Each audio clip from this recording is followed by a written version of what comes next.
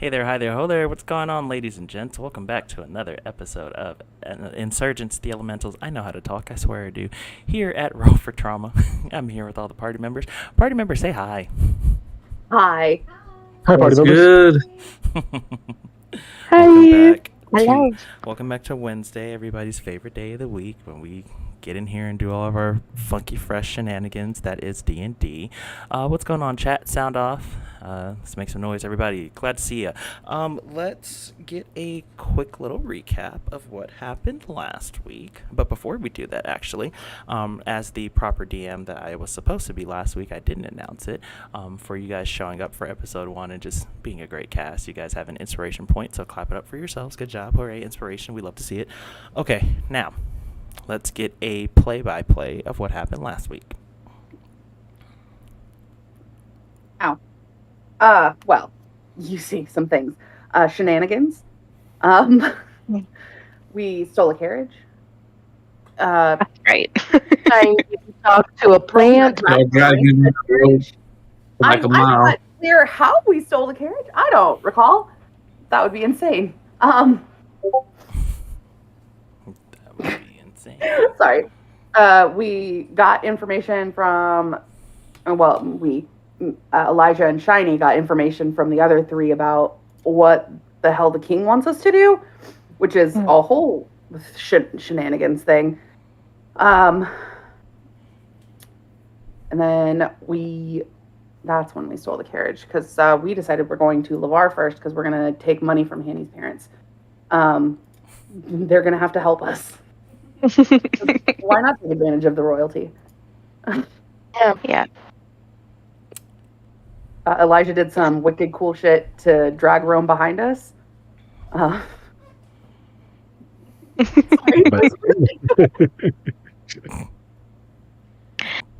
Yes. I believe the goal is to go to all the temples. I'm hiding behind my character. Sorry. Go to all the temples and talk to the deities that rule those areas. And we'll get more powers, I think. Or something. We don't know for sure. The book is unclear to us. We love Bookworm's not sharing a whole lot. We love a good mystery, don't we? Good job. So we'll be completely transparent. First and foremost, water check, because it's great to hydrate before you start every stream.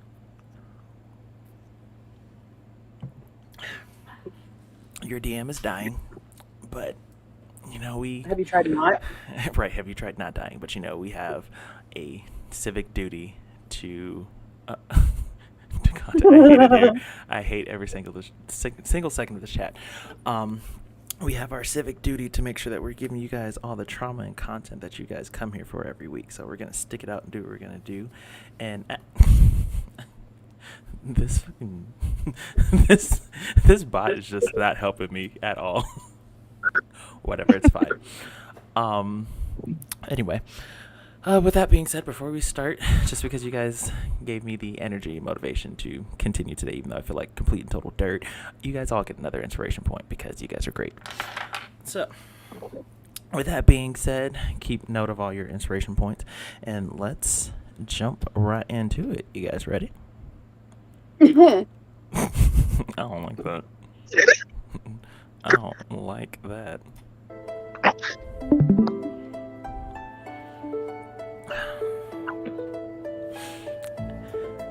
As you guys are going along this cobble earthen bridge that's been made to lead towards the main kingdom, connecting the Isle of LeVar, you're surrounded by ocean on all sides. The ocean breeze wafting through the windows of the carriage. You can hear the sound of seagulls flying above you as you're taking this journey. The smell of salt and... Thank you. Thank you for the 19 bits, Jinxie. We appreciate that. Kind of scared me. I didn't. So you know how jumpy I am. That's how that works. That's what works on this channel. I'm just jumpy as hell. The sun given around maybe like 2 o'clock in the afternoon at this point, high up, heat beating down on you guys as you are traveling towards the island of Lavar. What are you doing? I think How big is the bridge? driving, right? I was driving it. I just let everyone know we're pulling up on the town, and where our first stop should be. The bridge itself, you'd be looking at about, what? About 45, 50 feet across. And about a good, like, 300 yards, basically, from where you guys ended on. You can see the island in the distance. It's a pretty huge bridge. It's a giant land bridge. Giant land mass, if you will. So the town that Rome's talking about is right on the other side of the bridge? Yes.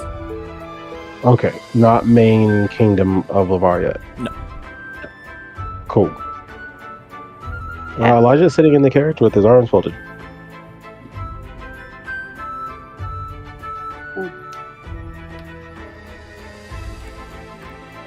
it always hot like this here?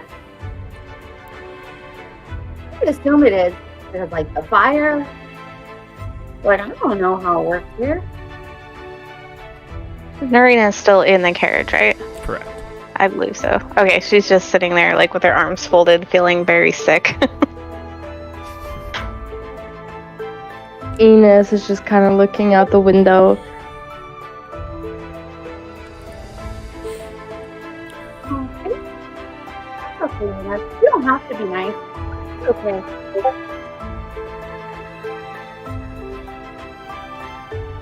Ask Elijah, what's the first stop? Where do you want to stop by first? Anywhere else, so choose someone else.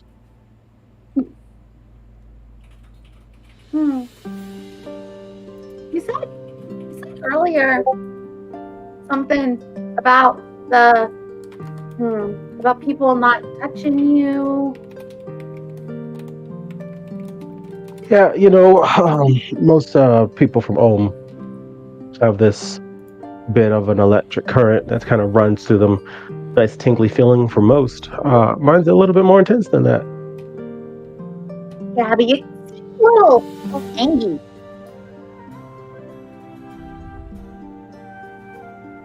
Me and this kingdom don't get along. Well, that's a coincidence. Why is That that? would be a problem when we stop. Nice. It might Ines be a just kind of problem. looks over.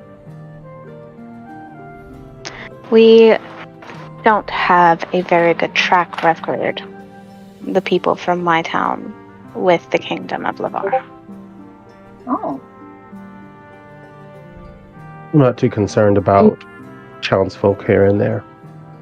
When we get to the castle, however, we'll see how things go. Elijah looks over to Ines and goes, "What? Spit it out." How come you're not comfortable, per se, with my kingdom?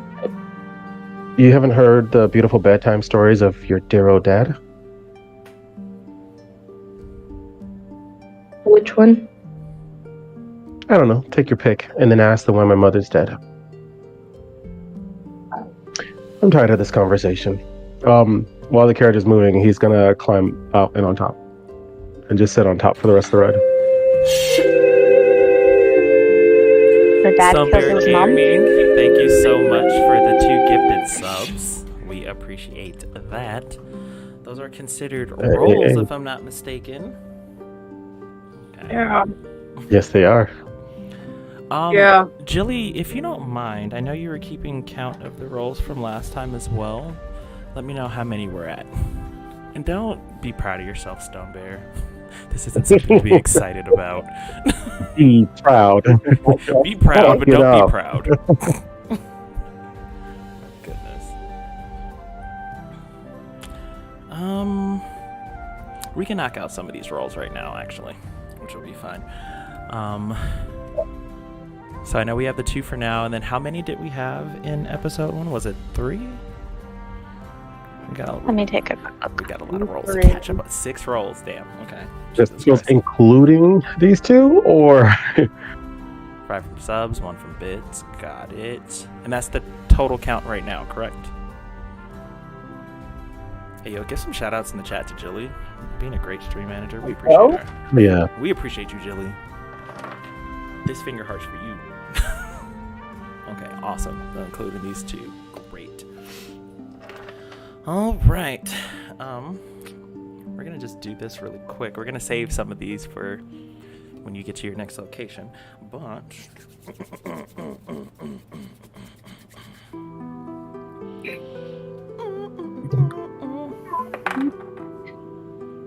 that's not a D20 right now. I was like, why did that feel so light? I'm like, because it's definitely not what I thought it was.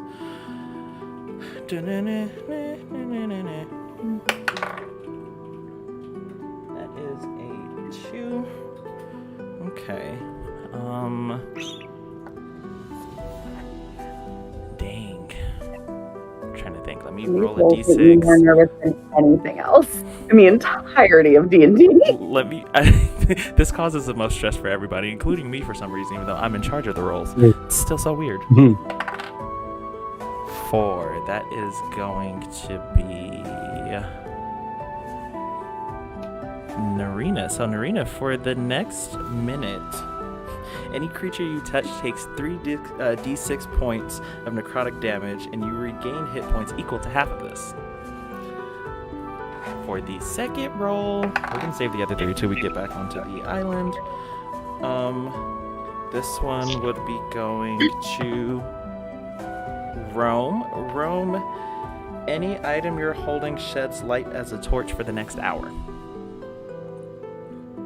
Okay, so while you guys are having this conversation, Elijah jumps onto the top of the carriage. As he does that, Narina feels this sudden surge of energy kind of just flowing through her, as if anything that her fingertips touch would just start spazzing out. Rome, while you're in front of the carriage, guiding the horses across this landmass, the reins that you have hold up for the horses start glowing extremely bright for some reason, almost as if they're being illuminated by the light of the sun itself. Is this during night? Say that again? Is this during night? No, this is Or is during the this, day. oh, this is like mid-afternoon, right? Yes. That's right. Yes. Kind of Jilly- look at it and Yeah, no, go for it. think back on what that old man said more and more and more as stuff like this happens. Jilly will address that once we get to their location. Is there anything else important that you guys need to say to each other or with each other? Elijah's gonna look down to Rome and go along to the first town. I'll say another 15-20 minutes we'll be there. All right, keep it steady. I'll be up here. Anyone else? Sure. Okay. So as this time passes and the carriage is steadily going along the bridge, all of a sudden the temperature begins to drop. So much in a natural sense, as if you're going into the dead of winter itself. Sorry, let me pull up this image for you guys so you can see what I'm talking about. We love live editing, it's super duper fun.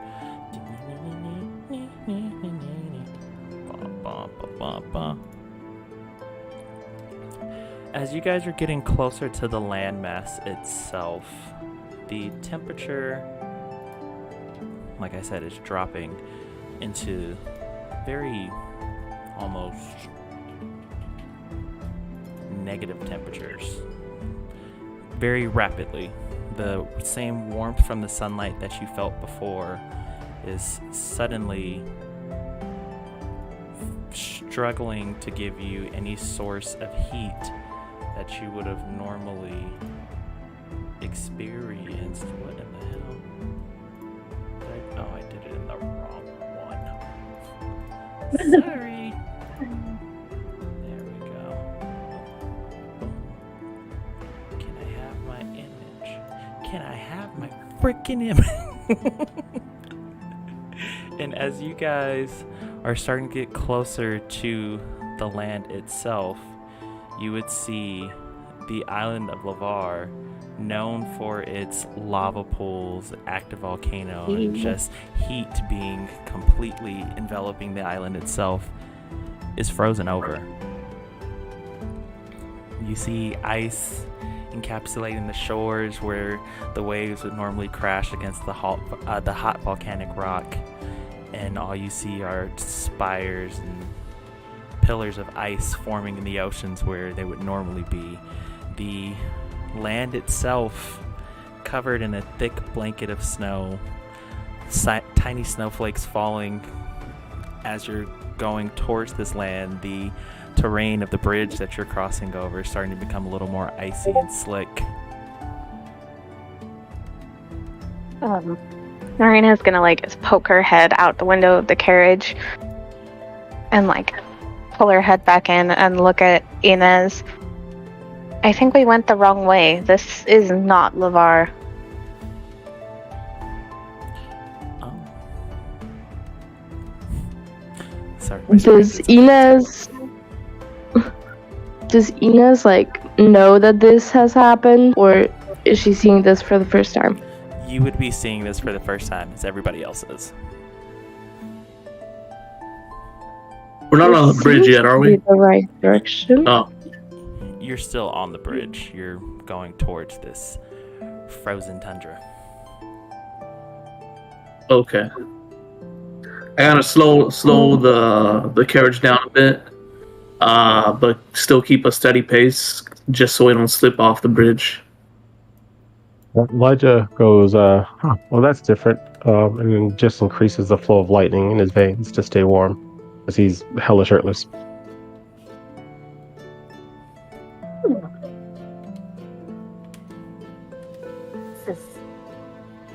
It wasn't like this when you came to the games, right?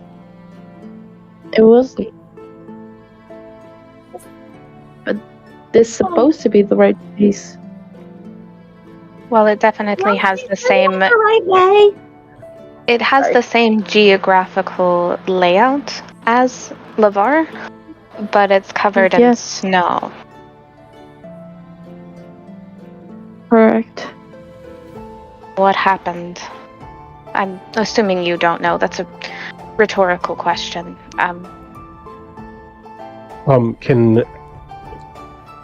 Can Elijah from on top of the carriage hear Narina, who's talking about it?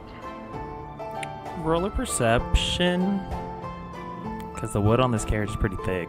So, I mean, unless your ear is directly to the carriage itself, she better be speaking loud. All right, I rolled a 5.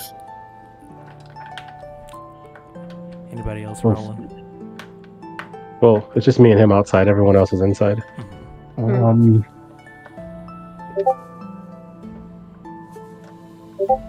wrote an 8. You guys wouldn't be able to hear this conversation. You can hear the mumbling, but you're not able to really distinguish the words that are actually being said inside the carriage. Perfect. They can't hear me either. Elijah's going to look to Rome and go, hey, that book mentioned that whatever this 6th anomaly is, weird shit's going to follow, yeah? I look at him like, what do you mean by weird shit? You know, the land of fire frozen, like that constitutes. I figured the snow wasn't natural. I thought you meant other things. I understand what you're saying. Oh, did you mean that you're light bright in your hands? Like, you noticed that as well. Back to perception. listen, for consolation, I'll probably get some good coin for a holy rope. There's something sinister yet saintly about it. Well, as long as the lights roll during the night, or as long as we don't ride during the night, we should be fine. True that.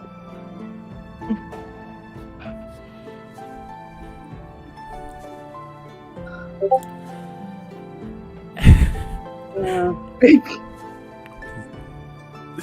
I don't know, it's just funny. As you guys are getting closer to a smaller little outpost on the outskirts of Lavar, you see people kind of huddling together, stuck in confusion, kind of like panicking the situation, trying to thaw out some of their buildings that have been magically frozen over, children crying, people just in a frantic state. Their home that was once covered in lava and flames, now basically a popsicle. Nurinen's going to look at Inez. Well, Your Majesty, this is your kingdom, and I'm assuming they're going to need our help. Yes. Helping my people is my top priority. So, I can understand. where to first? Is there any like people around us right now? Yeah, just a We're in random the slew town. of We're in that people. first town now. Mm-hmm. Okay, I'm gonna hop off the cart.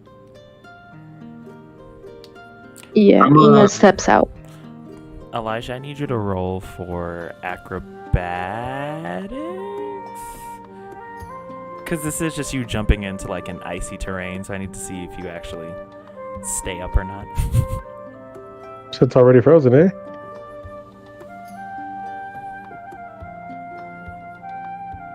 Alright, I got a 26. Okay, so you gracefully, as you jump off the top of this carriage, kind of land and do one of those like ice skater like spins naturally. Your body's never done this before, but you kind of just glide across the ice and stand up, the perfect dismount. I'm gonna take a little bow. Thank you.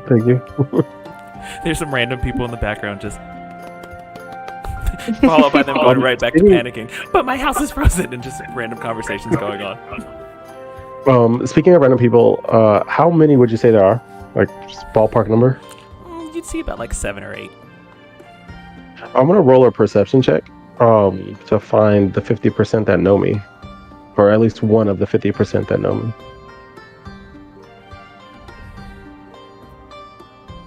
11. Nobody knows you. That's impossible. No. These people are all of a newer generation. They all look somewhat newer as far as like transplants to the kingdom itself. Not people that you would recognize per se. Maybe in passing you would have, but you don't really know these people specifically as far as like I'll anyone DM it to you. It's fucking hot. Is there any way, or is there like any noticeable person in the crowd? Or is like anyone preaching or talking more, like, you know? Roll for perception on that. Elijah, D20, right? Yeah. With the roll that you have, there would probably be maybe like 1 or 2 people that kind of like Rolled a 17. Okay, hold on. Let me finish this thought with him. You would see someone there that would kind of recognize you from when your company has gone through before, and they're kind of like, "Oh, that's the guy." Yeah, that makes sense. Yeah. Rome, you've only maybe visited this kingdom like once or twice, so you would kind of recognize some of the faces per se, but not in the sense of like you've ever had conversations with them. It's more so kind of going through on like a holy mission directly to the temple. You might have seen the face in passing. Okay. Can I walk up to a random stranger and ask a few questions? Go for it. I walk up to a stranger and ask, do you know what caused this snowfall? There's a young man, probably nowhere later than like early 20s, kind of looks up at you from what he's doing, kind of gathering firewood to kind of help thaw out the situation going there. I don't know. It was totally fine before, and then there's this weird darkness that kind of like spread over, and then all of a sudden everything started getting really, really, really cold. It come from the west, east, north. It just kind of materialized, dude. I don't know what you want me to. Listen, I'm kind of trying to help thaw out this building so I can help people that are kind of trapped inside. So if you'll excuse me, and he goes back to trying to build a fire to kind of help melt this doorway that's frozen. Shiny. And I break this doorway down. Sorry, go ahead. You're gonna have to roll for strength if you're gonna do that. Just punches the door. Bam. 18. You can break the door. Describe how you're breaking said door. At first I kind of bang on the door or like feel it out, see if it's like frozen. I noticed maybe a bit of frost buildup on the lock, and just kind of kicking it with my foot a few times before I barge in with my shoulder. As you're kicking down this door, you start to feel it crack a little bit under the force that you're placing on it, like ice. And with that last shoulder bash that you have, the door completely comes off the hinges and shatters since it's turned into pure ice. And there are a few people that are there kind of just, oh, thank you so much, thank you, and then they kind of go out to where the guy is, and they kind of go towards where the castle would be. And before that guy walks off, I ask him again, I'm like, did this materialize from the north, south, west? Like, was there a particular area that it came from? I mean, I guess from the mainland. I don't know. Again, it kind of just suddenly happened to us all. Okay. Narina's Thank going you. to step out of the carriage, and she's going to like kind of huddle up, and she's checking her shell that's like strapped on her back that's normally full of water. Is it frozen? No, your water would be good. Okay. I'm going to roll an Arcana check on the snow to see if it has any kind of like magical properties that she would recognize. Go for it. And that would be a 21. As you're examining this snow, you kind of feel that same presence from the darkness that was enveloping the Colosseum before you guys left. Almost as if it has this heavy magical pressure added onto it. It feels like snow, but there's an extra darker energy to it. Okay. Yeah, Narina's, that's all she's going to do. She's keeping that to herself.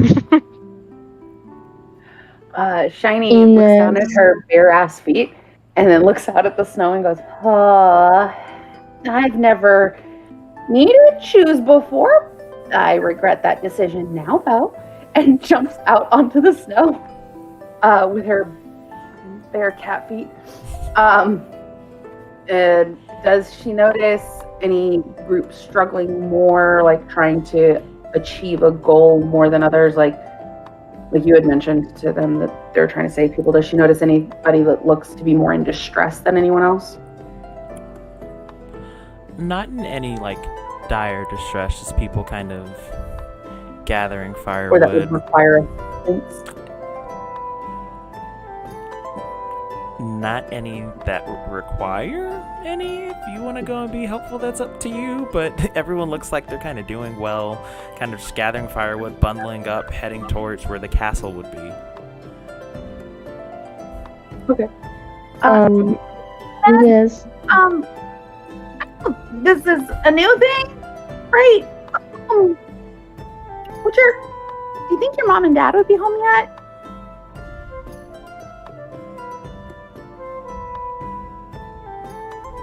I wouldn't know.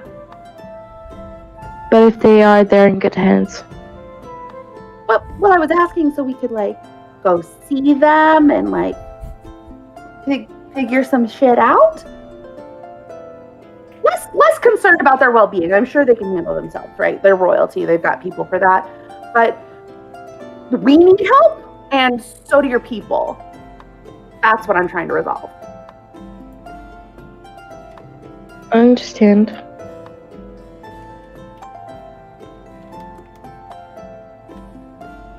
Cool. So, if you don't know anything, I'm going to head towards the castle then and see if I can find them. And she just walks off. Yes. We're like, how far away is everyone from me? You guys are about like maybe 5 feet away from each other. Okay, and how far away are the people? The nearest people to you guys would be about 15 feet away. Ines kind of just walks towards the people and starts using her powers as sort of a heater.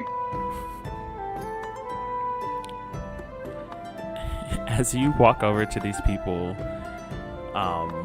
they start to slowly calm down. You can see the anxiety and stress that they had normally kind of leaving their bodies as the heat is kind of enveloping them, combating that biting chill that they're dealing with at the moment.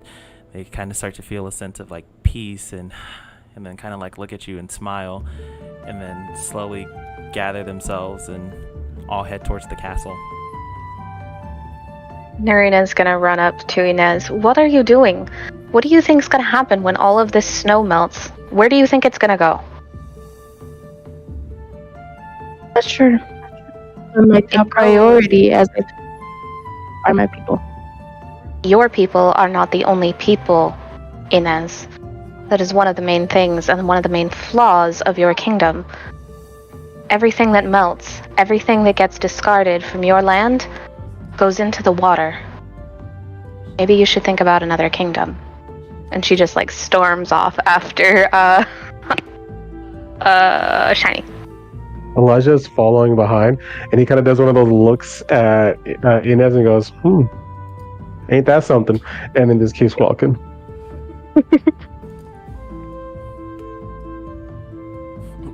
Look at Inez and mention to her, do you guys have an inn nearby? There should be one near town. We should stop by after we go visit your parents, just to get an idea of what's going on with the locals. Gladly.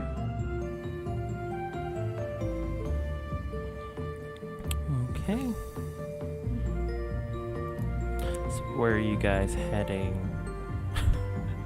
Are you guys following the rest of us? Or...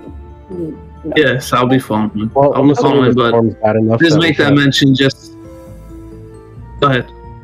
Well, I said I'm assuming the storm's bad enough that we can't move like the carriage and the horses, so we're just gonna go on foot with the rest of the trail of people. Correct. Okay, so yeah, that's where I'm following. Not Ines. I'm following Norino, who's following Shekel. Hey, Macarena. Is there a nearby stable, by any chance? Roll for perception.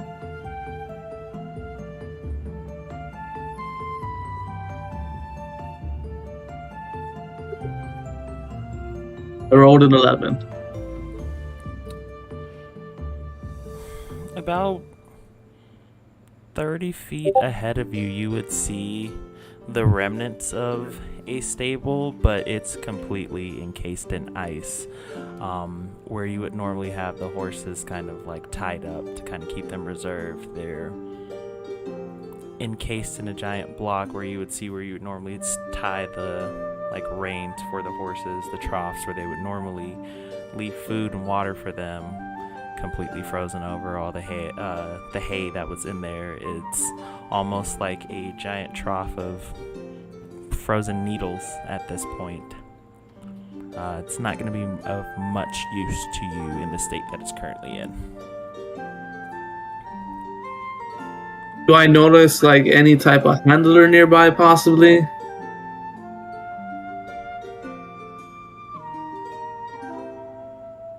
No. No. Okay. Is everyone already far out of earshot? I would like to think they're out of earshot of where you are. If you haven't moved, then they're all ahead of you. Okay. Is there a road for the horses to continue on? Everything's like covered in ice, like just completely and totally frozen. So I kind of look at the horses. I look at the horses in the carriage and look back toward you guys and just start following. Like, there's no use in trying to salvage a situation we can't keep.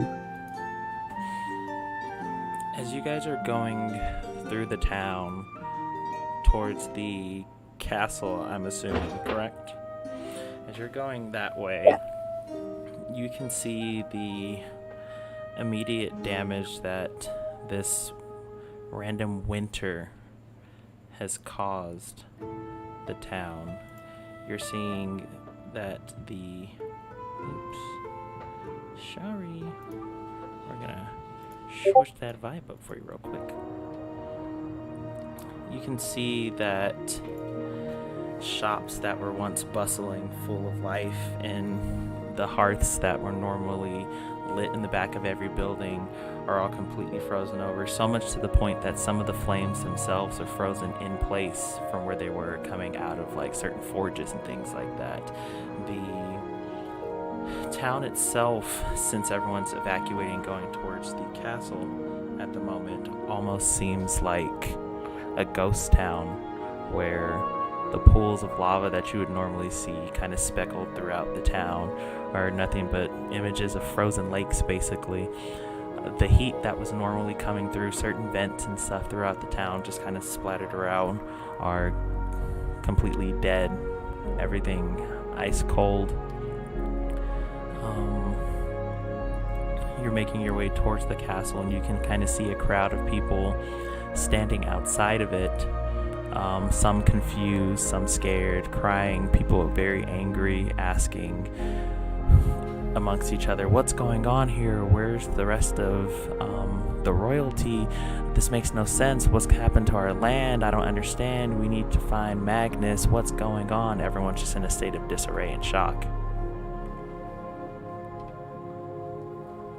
Elijah's gonna look to Inez and go, well, there you go, princess. Lead.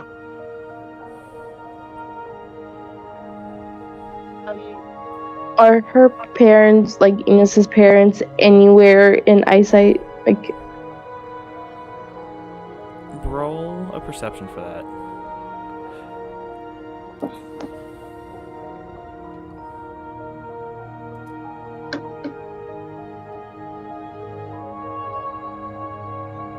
shit. I got a 6.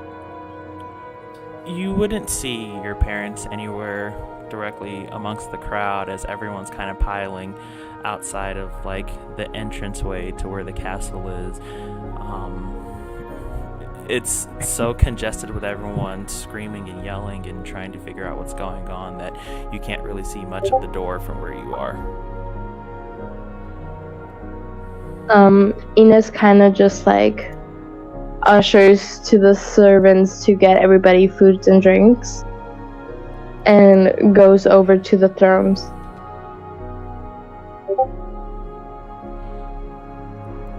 You're Are we pushing. inside now? You guys are still outside. Are you pushing through the crowd to get in? Yes. Well, I am. I wouldn't say pushing. I'm pretty friggin' small. So I am slipping past people, though. Shiny, with you being the tiniest of the crew, you would easily be able to navigate between people's legs and stuff, kind of climbing through the crowd. No real issues. So you would get to the main doors first as you're watching the rest of your party kind of squeeze their way through.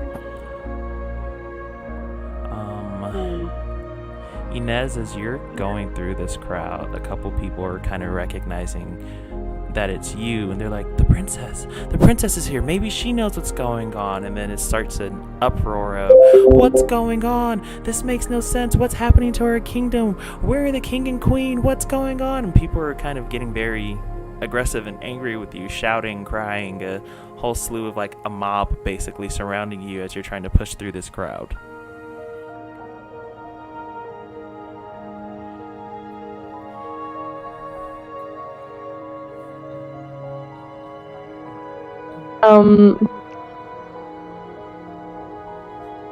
Can I just, like, am I at the thrones now? Like, am I more high up, or am I still in the middle of everybody?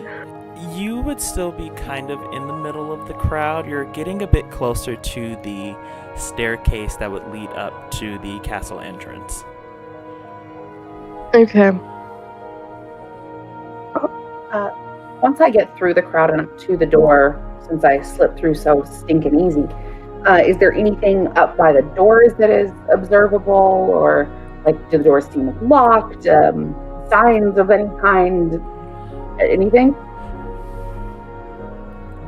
This castle door entrance that you see, that's ornate with gold filigree and images of flames and the volcano for the actual kingdom itself, kind of sit on this door, once glowing a bright gold that would normally be reflecting the light of the flames that are constantly going on the island, are suddenly black, almost as if how lava would turn into obsidian when exposed to like water. And you can kind of see bits and pieces of like the details in the door itself kind of like cracking from, you know, the sudden like temperature change, and kind of how when ice is exposed to water, how it kind of does that like cracking deal. You would kind of see the door like that, as if it had gone through what was once this bright and attention-grabbing detail in this door, starting to kind of crumble under the new fragile, I don't want to say texture, because texture isn't the right word.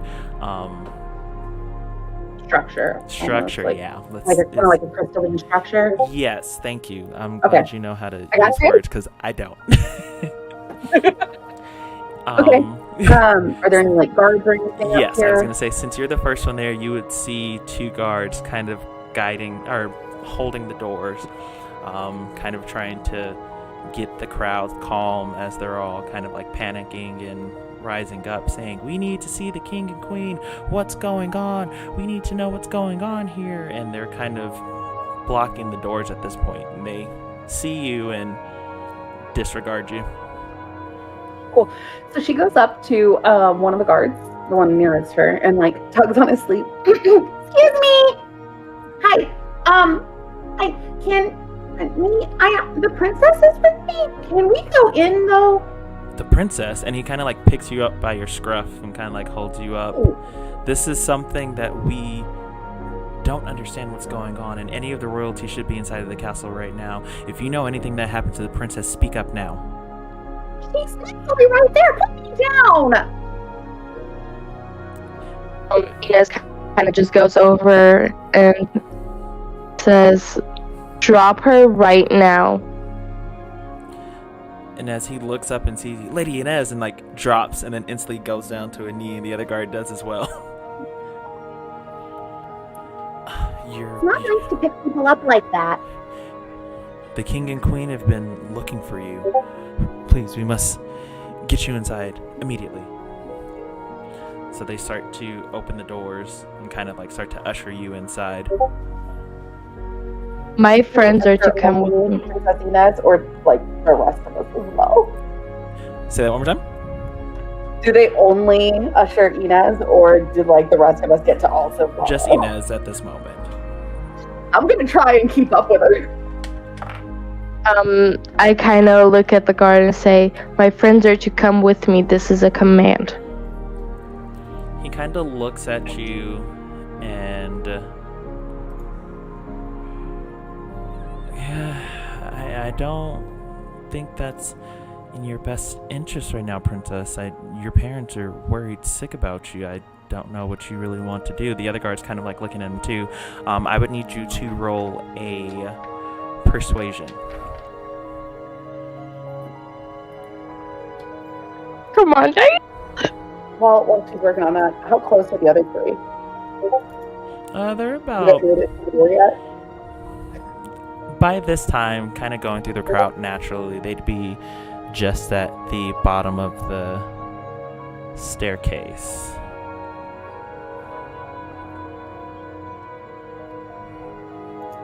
I rolled 15.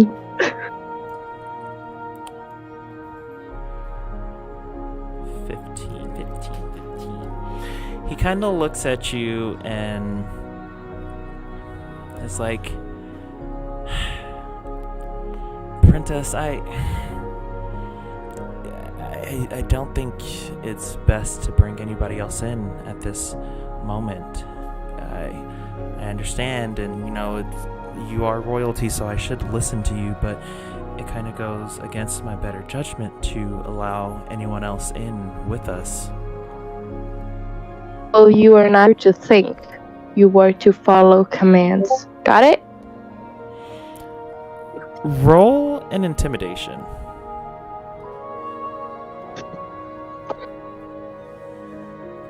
At this point, Narina, Rome, and Elijah, you guys would be kind of at the door right now with the rest of the group. Did we hear the conversation while we were walking up?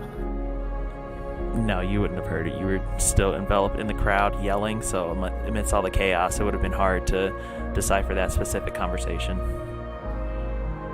These are just normal people that are kind of rioting, right? Yes. Any of them touch me?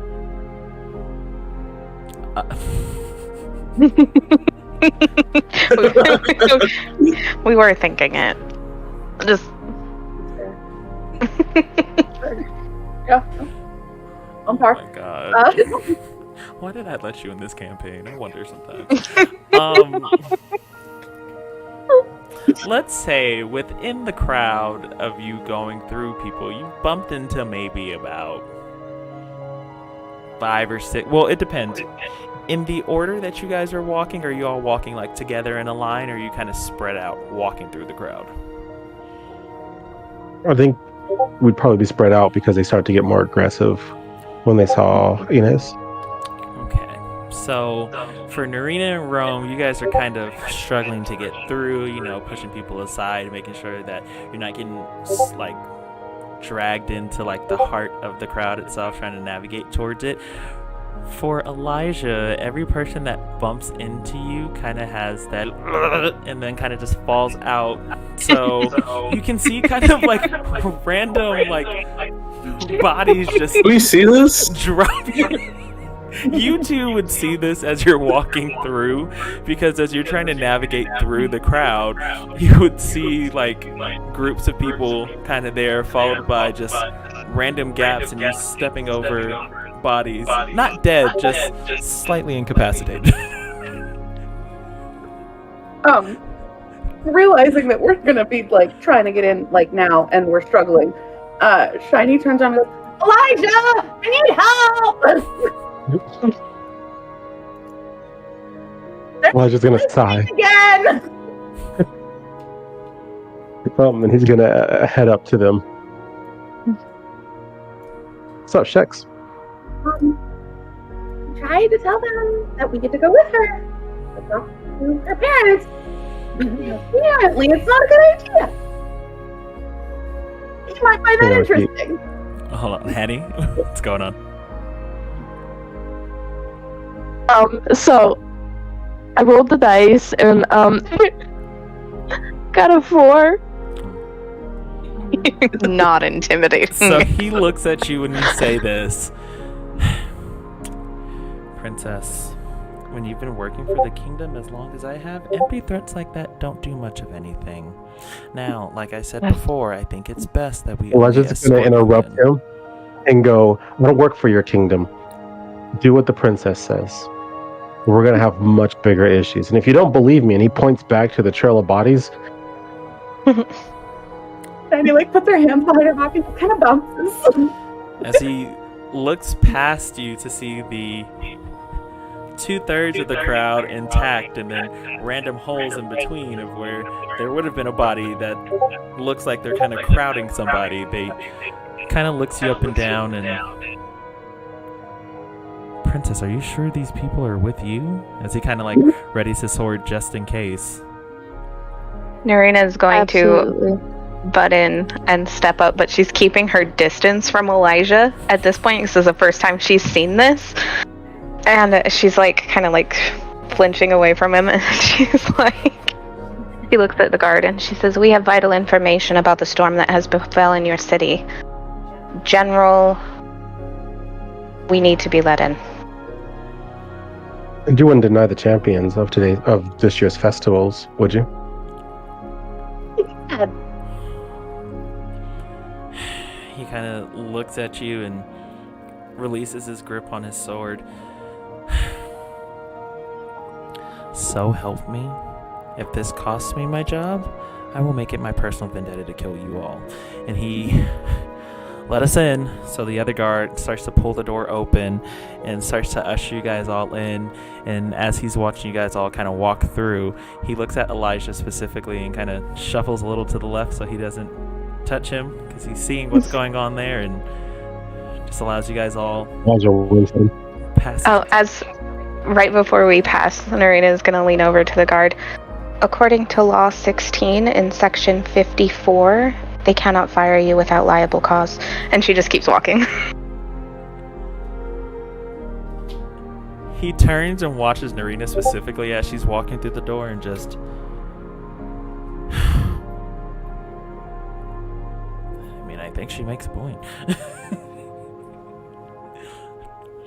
So is it safe to say that you guys are all inside at this point? Yeah. Did Rome make it? Rome? Yeah. I followed closely behind the line of bodies. I found my way there. Let it be known that no people were severely hurt during this episode so far. Just a little disclaimer. Or maybe the horses. Yeah. Physically or emotionally? As you guys are walking inside, the door slams shut behind you dramatically. And for a brief moment, you guys are surrounded just by darkness, followed by a line of torches starting from the very back end of the hallway, lighting individually, going closer and closer towards you until the hallway is lit.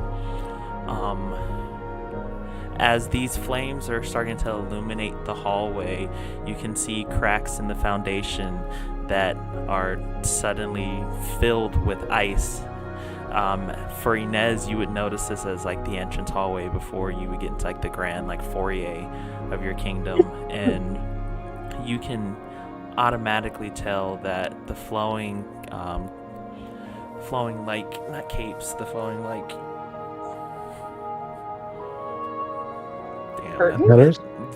not the DM not knowing how to use words. Crazy. The drapes and curtains that were ornate with different parts of history of like the founding of your kingdom and the different kings and royalty before your parents are torn through. Spears of ice coming out of the walls, going through some of them, tattered banners on the floor. The flames that are lighting the hallway are very weak, bright enough to at least light up the hallway, but not strong enough to provide any type of warmth. The guards are escorting you guys down this long hallway. Is there anything that you guys want to say or do? So Inez will kind of just like use her hand to cast fire so we can get some kind of warmth. Fire where? Fire. While rubbing her arms because she's getting real cold, or not, she didn't dress for this. Shiny kind of catches up to Elijah and goes, How bad are things whenever even the royalty don't have enough fire? He looks at Shiny and he goes, I do not care. Well, it's less about how bad are things for the royalty, but how bad must it be for everyone else? Oh, I imagine horrendous, but they've also holed themselves up here, so should I care about everyone else in their kingdom if they don't? I thought that was your whole motive. And Noreen is just kind of like peeking her head around, looking at Elijah. He looks to her and he's kind of walking backwards. He goes, yeah, I'm trying to save those who deserve it. So there's a requirement for your help then. Call it civil tax.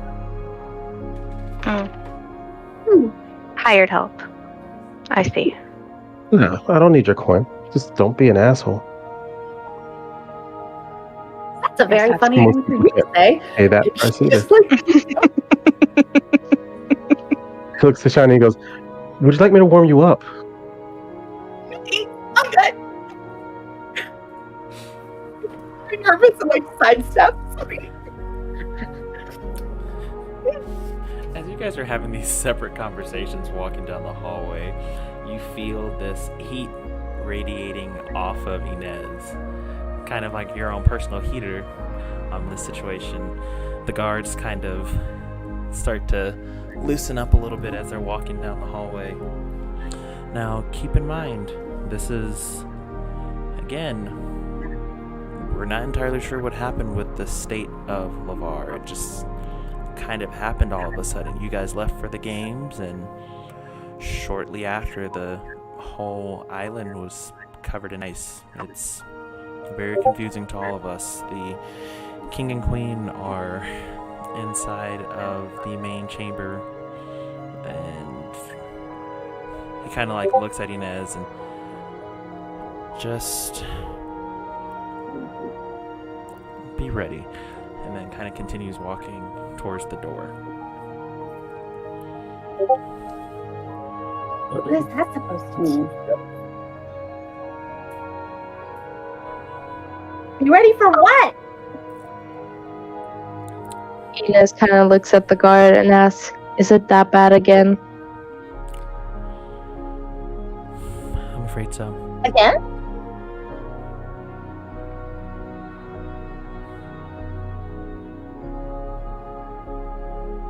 My parents aren't the kindest to each other. Oh, well, that's normal, right? As you guys get towards the entrance door to the chamber room, you feel waves of intense heat, almost like pulsating through the room itself. The guards that are standing outside the door, though used to the natural heat of this island, are starting to get a little concerned and confused body temperature wise, because it's freezing in the hallway and then they're getting hit with these random waves of heat followed by instant cold again. Heat, instant cold again. Heat, instant cold again.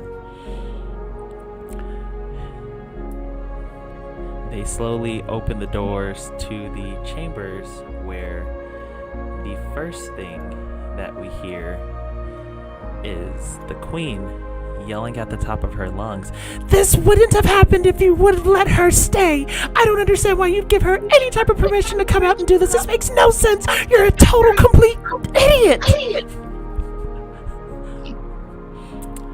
In the process of being yelled at by the queen, we have the king, who I just need to resize really quickly.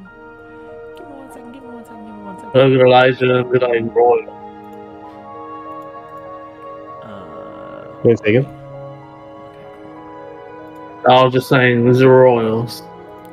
The king is Elijah sitting goes, by and kind of just, it makes no sense. It makes no sense why you're upset with me over something that I didn't do. As they're having this heated argument, the waves of heat that you felt outside of the door start to increase exponentially, followed by instant cold as they stop talking. it's a common, a continuous back and forth of these heat waves coming off of them as they're having this heated argument, and then followed by this unnatural cold that's plaguing their kingdom. Inez kind of just cut them off and calls them. Father? And they Could you both be quiet for at least 5 seconds, please? they both kind of turn and just what, and then immediately the room grows cold, followed by Inez's mother rushing towards her. Oh my god, my daughter, I thought you were dead. Oh my goodness, I didn't know what happened. We couldn't find you and everything. And she just falls to her knees and she's crying in your lap as she's just happy to see her daughter safe. You can see your father on the throne kind of just, I told you, and she gives him the dirtiest glare. A strange little family. Is Narina still close to the guard? Yes. She's gonna lean over to the guard and whisper, "Did you know that the rapid succession of heat and freezing temperatures causes rocks to crumble?" And she's like looking at the structural integrity of the room. He starts to nervously look around as well, and then promptly walks outside of the room.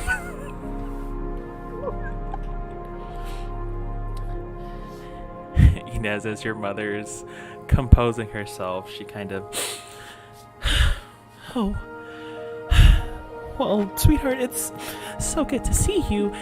Who are these people that you have with you? And then she kind of looks down at Shiny. Sweetheart, you know we told you no animals inside of the royal room.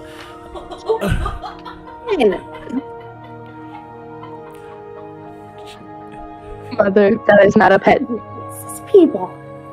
That is one of the champions for this year. Elijah says figures under his breath. First time that's happened today. She kind of looks at Shiny. She's like, oh. Okay. And kind of scans over the rest of the group and, well, welcome to the Kingdom of Avar. I'd say make yourselves comfortable, but it's absolutely freezing here. There's nothing comforting about this at all. And I kind of expected a warmer welcome. Okay. Sorry, bad timing. Elijah slow claps. The king kind of... You guys are unhinged. The king looks over. It's like, oh, well, thank you all for protecting our daughter. We really do appreciate you bringing her back to us safely. Narina's going to step forward. Well, Your Majesty, unfortunately we are not an escort. We have critical information about what has happened to your kingdom. He kind of leans back. Well, then, by all means. tell Elijah us. goes, Marina, hold on. That's not information they should be privy to. Knowing them, they'll just find some way to capitalize on it, and that's not why we came here. I beg your pardon. I didn't really catch your name, sir. I didn't give it. Now, I believe we came here because your daughter's coming with us on a fun quest to help things that are going on around the world, and we need some funds. That's the beginning and end of our business with the two of you. Inez, I don't recall you ever associating with people so... And kind of like looks Elijah up and down. Vocal and so straightforward with their means of communication. Do you care That's to... wild. Maybe we should. And then... Wait. All due respect. With all due respect, Father, the world needs our help, and I'm not going to sit around and wait for somebody else to do it. I'm asking you for this one favor. Elijah looks to Inez with like the smallest splinter of respect for what she said. It's just like you blink and you missed it, but like just for a second, he's like, "All right, Water check.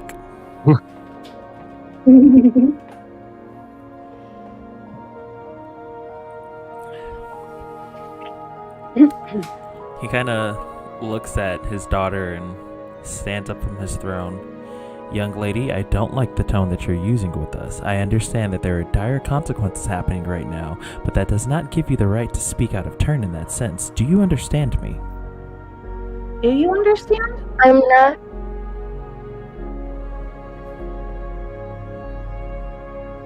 And Shiny like looks at Elijah Father. and says, Maybe if we tell them a little bit, not everything, but a little bit. He looks to Narina for a second, but he goes, "You mind waiting a moment?" By all means. He looks And back he to like the king totally and- takes a step back. looks back into the king and queen, and he goes, "You two are narcissistic rulers who would much prefer to feed your faces and everyone behind this gate than take care of your own people who are literally freezing to death outside of your doors while you bicker. Your daughter wants to do something a little bit bigger than the confines of your island, and you would rather silence her? There's bigger things going on, but maybe you're the ones who are out of turn. And if you think I'm speaking out of turn, I don't live here. You don't govern me. If you want to do something about that, oh, I said I'd be good." Yes. You're Go ahead, doing a good Marina. job. He takes a Father. step back. He says, "Go ahead, Narina." You see, we believe that something dark has befallen the lands. We have been tasked with, she like kind of side-eyes Elijah and Narina, setting it right. But in order for us to do that, and potentially save your kingdom and your people, we're going to need the funds to do so.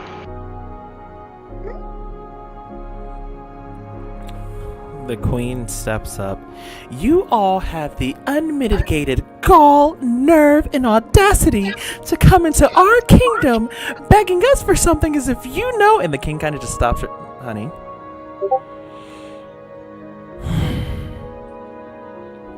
The very rude one makes a strong point. And she kind of turns and looks at her husband. You're gonna just let these foreign people come into our home and dictate us? She starts to get a little bit angry. You can feel the heat radiating from her throughout the entire room. And then it starts to get cold again as she starts to calm down as he holds her hand. Inez interrupts her by saying, "Mother, since when have I been a foreigner in my own castle?" "Oh." Shiny like leans over to Narina and she goes, You're pretty smart. Which of us was rude? I'm confused. Me, I'm the asshole. Oh. Really? You say so. He kind of adjusts himself inside of his throne. And what exactly do you guys need for us to assist you to fix this problem? Financial support. And maybe passage. We need the character we left behind. We'll need access to your temple, and Yeah, that. maybe some blankets for your people.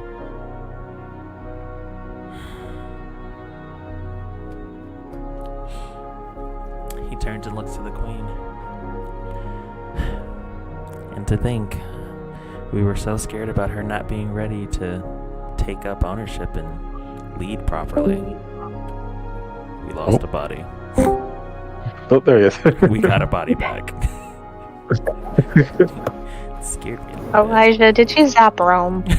He touched Rome with it. A little bit, just a little Zapped zippy out of zap. existence. That's not canon. It's not. It's a canon event. It's totally canon.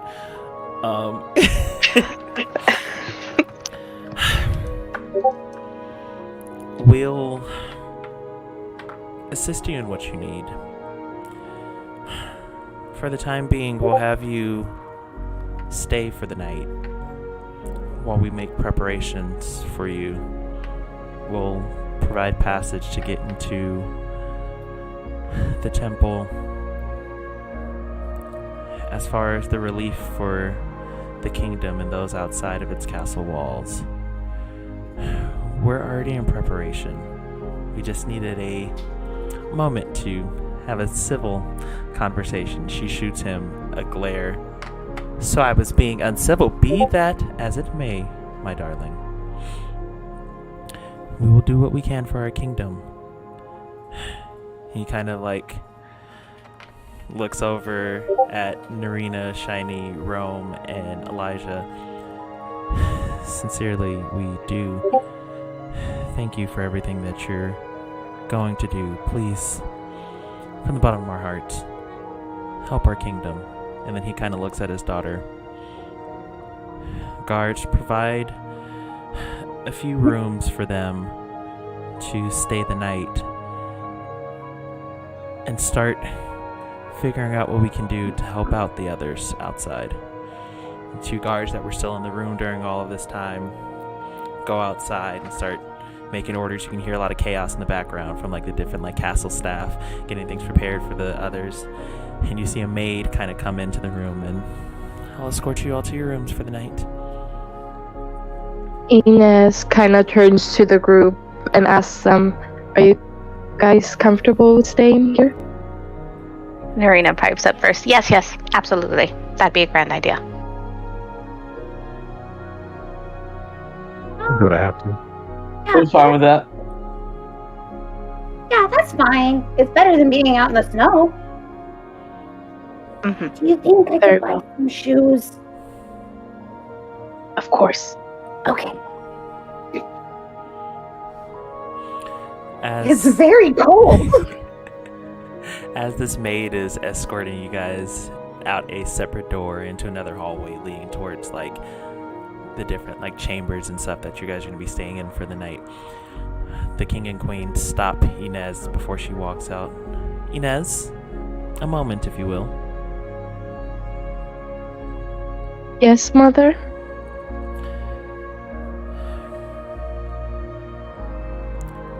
What are you doing? Helping our people. What are you doing? Inez, you've never been the type to rebel against what we tell you. You've always been so good and obedient and doing what you're supposed to do as a princess, and for you to join these games and then we get separated and we think you're dying, and then you come back and then all of a sudden you're with this group of ruffians. I just don't understand, like, what's Mother. going on? Mother, after all of these years of having to rule the castle for you, I am done with following your lead, because clearly it has not worked. She gets up and storms off in the opposite direction that your friends go through. As she slams the door behind her, a giant heat wave kind of ripples through the entire room, and then it gets cold again. And as that's happening, your father's kind of just sitting there. Give her some time, sweetheart. She'll come around. She just needs to cool off. And kind of gives like a sorry. Very well. And he kind of grabs your hand. Sweetie, I worry for you. This is on a greater scale than anything we've ever seen before, and I can only imagine that for you to have been protected during all of that, there's just a greater calling than any of us could have imagined for you. And as your parent, it's hard to see the little girl that we raised up just take off so suddenly. I mean, granted, it would happen one day, but this just seems like a lot. And then he kind of like pulls you in a little bit closer. I was truly terrified during the games.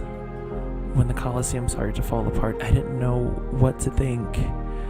Of course, I had to make sure that your mother was safe as well, but I worried about you every second. And then kind of like pulls you in for a hug. You have no need to worry. I have trained and I have fought blood, sweat, and tears for this kingdom, and I will not stop now. I know you will. Kind of like looks at you and let me go calm the storm that is your mother. You guys get some rest, and in the morning we'll have you guys set out on your adventure. Thank you, Father. Kind of like pats you on top of your head. If anybody's capable of saving this kingdom, it's definitely you. You take after me after all. And kind of laughs and then walks out of the room to go and chase after his wife.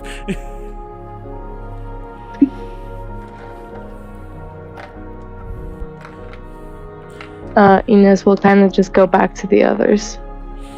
As you go down the hallway to where the others are being escorted, they're maybe like 20 feet away from where you guys were initially having that conversation. The maid turns and sees you. Ah, yes, okay. Seeing that everyone's here, and she escorts you down a hallway. I have rooms set up for each and every one of you. There are a change of clothes if you need them.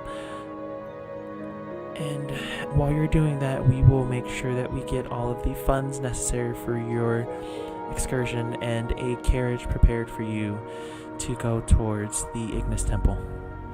Is there anything else that you would need? Yes, some shoes. Everyone. Okay, wait. And then first, what'd you say? Some shoes, please. For Shiny? But of course, it kind She's of like looks. bouncing toe to toe so that he doesn't stay too cold. The maid kind of like looks at you and then in the swiftest motion, kind of like sweeps you up by both of your legs, kind of examines your feet, and then puts you back down gently. And then, of course, princess. Did they Anything treat everybody like that? Sometimes. It's weird. You know that, right? Inez turns to the others. My room? Wait, what'd you say? Do I just have the key to my room? Yes.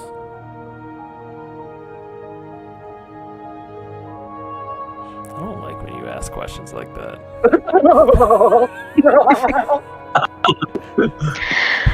Before the maid walks away, Are we sharing rooms, or is it just They're separate rooms. individual? Gotcha. before the maid walks away, Narina's gonna like look over her shoulder and say, "Oh yes, if you would be so kind as to tell the king, darkness is coming, and he should get his people to the temple." And then Narina's gonna walk away towards the rooms. She kind of does a little curtsy and then walks down the hallway. Head off towards the rooms. You get ready for our nightly routine. Why do I feel like the paladin not only has a whole cleansing, physical cleansing routine, but also a spiritual one? cleansing routine. Yeah, 100%. He's got to pray and read his Bible. And I'm gonna roll for stealth and try to have Elijah just slip away. Okay. 18. So as you kind of like disappear into the shadows. Just the hallways are already dimly lit by the fire struggling to provide any type of light source. You kind of just blend in to the darkness and disappear. Does Narina see this? Roll. What do I have to roll? I feel like you're gonna have to roll perception versus stealth. Probably. You're gonna have to roll a perception. Okay, on it. 20. So as Inez, Rome, and Shiny are kind of like trying to get adjusted to their rooms, Narina would instantly notice the magnetic, almost magnetic, like electrical energy radiating off of Elijah kind of start to fade slowly. And as she looks, she can kind of see him just start to like phase out of like everybody else's eyesight. You can kind of see him like doing what he's doing, just kind of trying to disappear from everyone, and you're just blatantly watching him just watching him do what he's doing. Can I see Narina seeing me do this? Yes. Narina doesn't say anything. She just like puts her hand behind her back. And then I was gonna keep going. Narina just kind of like subtly like kind of wander, like is like looking around the castle and stuff, and she's like, you know, I really should tell them about the rocks and the structural integrity. I'm gonna go find somebody. I'll be right back. And then she's gonna walk down the hallway.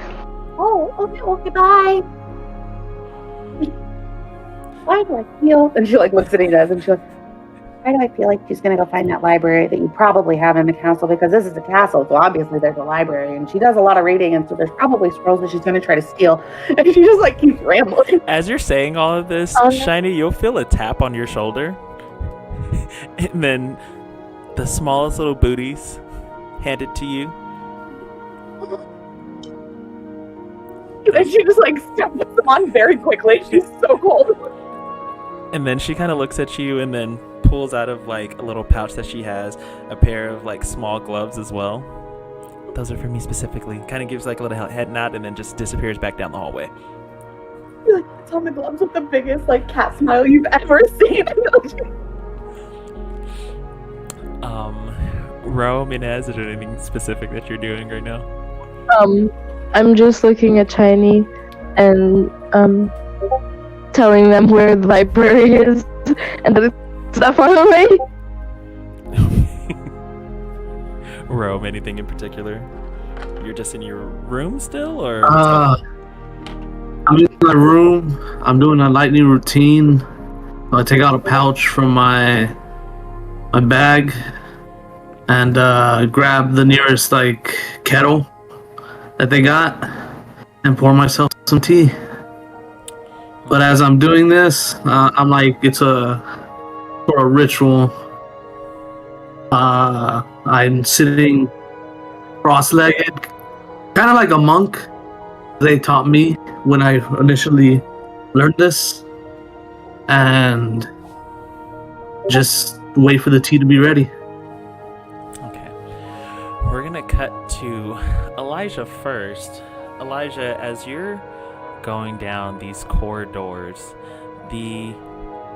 lost the body. We lost the body. That's what we did. We lost the body. Oh yes, we did. No, we're good. They covered the camera. Gotcha. Oh, okay. Oh, duh. Got it. Okay. I didn't see the initial cover. It's just like, oh no, body gone. As you're going down, sneaking away from the group into this hallway, you turn a corner, and the flames that are lighting the torches in the hallway are kind of transitioning from the normal orange and yellow flicker that you would normally see into shades of like a green, and then these greens are kind of melting into like a shade of blue. Is there any particular direction you're trying to head towards? To the castle. To the castle? Or you guys are inside the castle? Yes. Uh-huh. He's going out of the castle. He's You're leaving the castle. Oh, you're leaving. Got it. Okay. As you're walking down the hallway trying to find the nearest exit, you would start to feel the cold from the outside. You open the door and it leads out into a small like courtyard area in between like the castle, kind of almost like where like they would kind of like sit by like a fountain. And you don't see much of anything going on out there, spare for a few of the servants kind of going through, taking blankets to and from the castle, out the doors. Some of the guards getting things prepped and ready for your imminent journey for tomorrow. But as quickly as you see some of these people kind of shuffling around, they disappear, and you would be the only one inside this courtyard.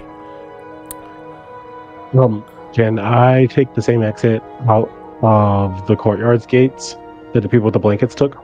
You can. Okay, perfect. Elijah's gonna head to one of the frozen over towns. As you make it to one of these smaller little towns on the outskirt of the castle, you're maybe about 20-ish minutes away, walking distance from the castle exit that you took. You can see groups of people kind of bundling up to like keep warmth amongst themselves. You have some of the buildings looking as if the damage of stone going from being rapidly heated to rapidly frozen, kind of causing the structure to fall apart. Holes in the buildings and in the roofs, pools of lava that are kind of like spread throughout the town itself.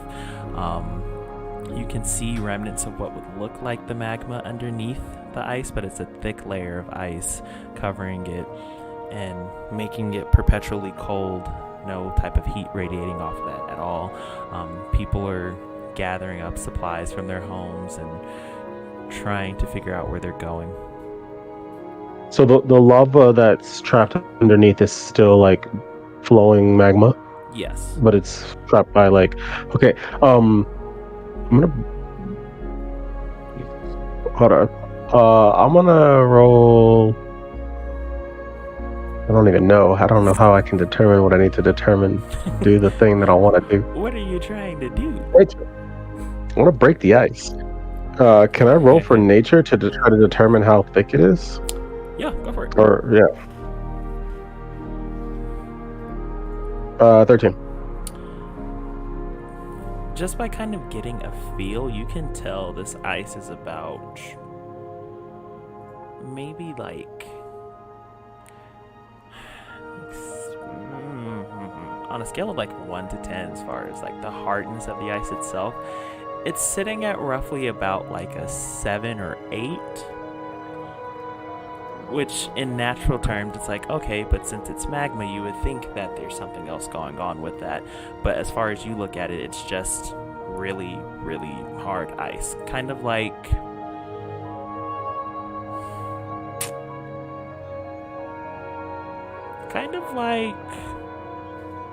the bottom part of an iceberg. How you see the top and it's like, oh yeah, it's fine. But you know how like the bottom part of an iceberg is just like a lot more solid and dense and just really thick? It's like that. I'm gonna use one of my abilities. Okay. To try to break the ice. What do you I'm gonna use Kieran. Okay.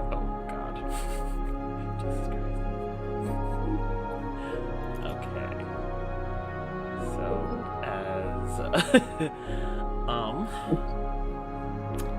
My goal is to just break the ice to get some of the, at the very least, like moving and flowing and some of that heat radiating.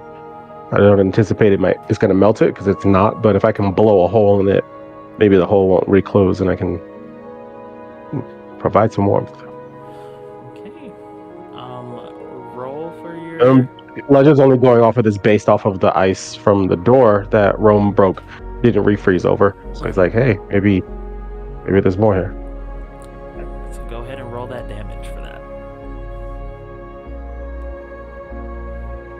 At the 10, hold on.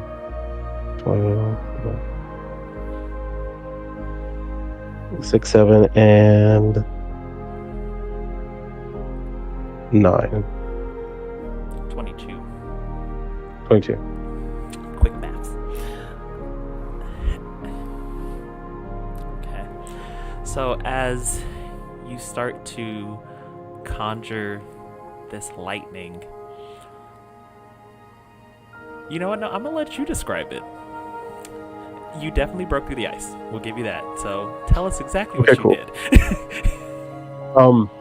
So Elijah's gonna look around first and make sure like none of the people are like nearby to like get hit by the lightning unintentionally, become lightning rods in the process. And while like the harsh winds are blowing and stuff, he's just kind of like gonna hold his hand up and let like electricity that's flowing in the crowds and stuff, or the clouds, accumulate to one spot, and then he kind of just points down really fast and guides it straight down into the ground. As the lightning hits this pool of magma that's frozen over by the ice, the impact of it creates such force that the ice kind of shoots out in all directions at a high velocity because of the power of this lightning just hitting it, knocking through like posts and windows and like the surrounding buildings. You can hear a couple people kind of like screaming, but no one really being injured by what's going on. And then there is a hole maybe about 25 feet in like diameter where the magma is able to kind of just flow freely. From this magma, you can see that it's kind of keeping the hole open from where the lightning struck it, but all the other surrounding ice, as if in response to the lightning, hardens again.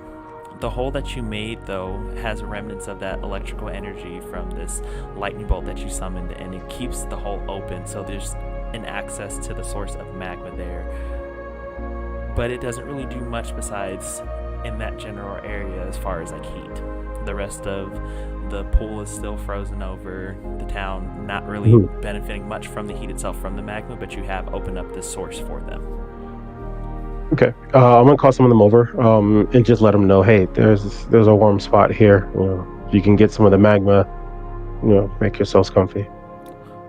Thank you so much. I appreciate everything that you've done. Oh, this is such a great help. And people are kind of like, don't mention it. And one of the kids kind of like pulls on your shirt. He's like, thank you. Followed by him like spazzing out. I was just like, okay, I'm gonna go. We're gonna cut back to Narina at this point.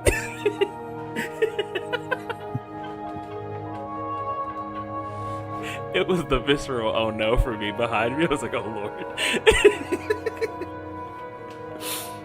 Narina, as you're separating from the group, you're turning down this hallway and you see a couple of the guards kind of walking by, and one of them kind of gives you a little head tap while they continue going through.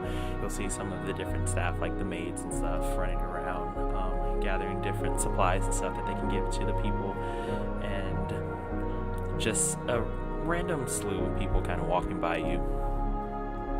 Okay. Narina is looking for the Hall of Records. I'm gonna need you to go ahead and roll in. I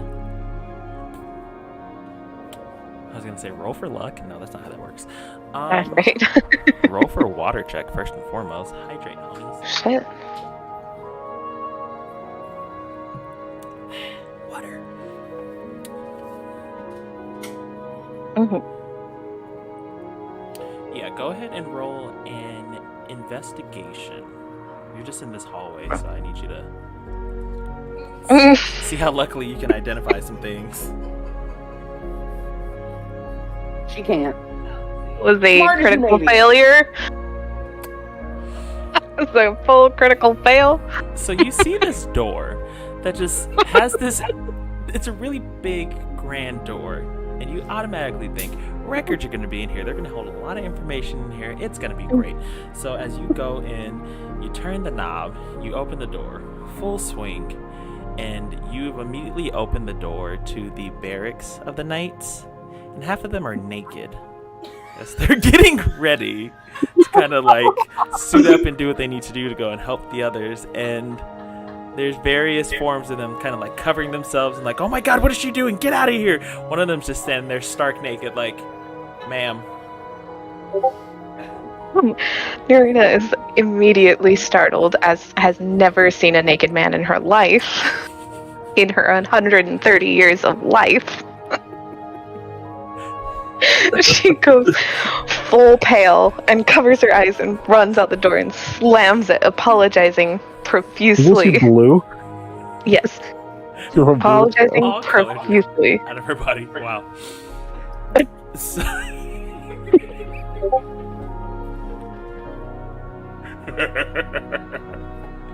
I was really hoping you were going to fail that. I was praying for this. As you're running down the hallway, eyes still covered after being blinded by the sights of knights in their not so shining armor, you bump into one of the maids that's there, like full force, and she kind of falls to the ground. Oh my god, I'm so sorry. I'm so sorry. Are you hurt? And she's gonna like grab her hand and try to like lift her up. No, it's fine.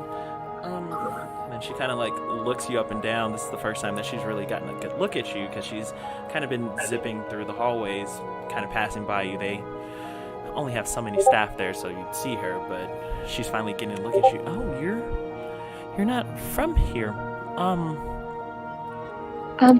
No, we are, sorry. We're here with Princess Inez. I've been told to seek out the Hall of Records. She puts a hand on your shoulder and hands you some water. Sweetheart, you look very pale. You look as if you've seen a ghost or something. She takes the glass in her hands, like visibly shaking. The water's going everywhere. She steadies your hand. She's like, it's okay. Hall of Records. She kind of looks around to see if there's anyone else in the... I mean, normally we're not supposed to have outsiders in here, but, you know, for you we can make an exception, seeing that you're doing so much to help the kingdom. And then she kind of leads you down the hallway into this corner, which is funny because had you gone 2 doors down, you would have been to the Hall of Records. And she kind of steadies you. Okay, well, if there's anything else that you need, don't hesitate to let me know. And she kind of like curtsies and then walks away. Narina's gonna like slowly just like drink the water and sets the glass down and goes to find medical records. Okay, I would need you to roll.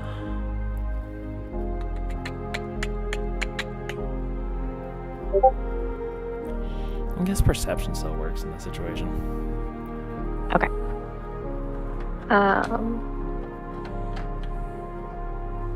That was a 10.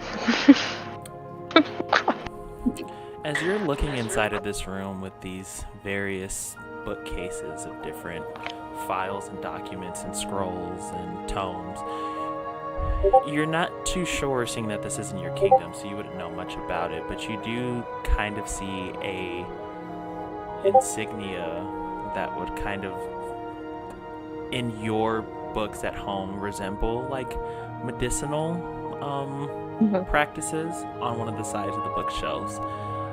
Going towards that way, it's full of various different books and scrolls of any like medical practices that they would have in the kingdom. Okay, she's definitely gonna be in here for a while. We're gonna cut back to Inez and Shiny. Shiny specifically, as you're kind of standing in this hallway with Inez, you feel the fur inside of these little booties that they gave you, and the mittens that you put on your hands, and they're not entirely used to the fact of having claws through them, because most people don't have claws in their kingdom like that. So in you putting these mittens on, you would have punctured holes through them for your claws for them to fit properly. Yeah, no, 100%. So she like stretches her claws and she goes, that's better. she looks, he does and goes, so, what?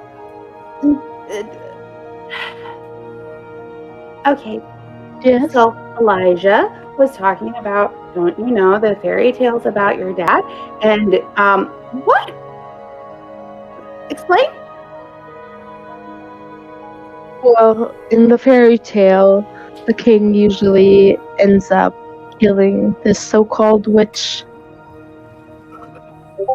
at the end of the mountain. So, Is it actually a fairy tale, though? I'm questioning that as well. Maybe we should go talk to your dad, Anne.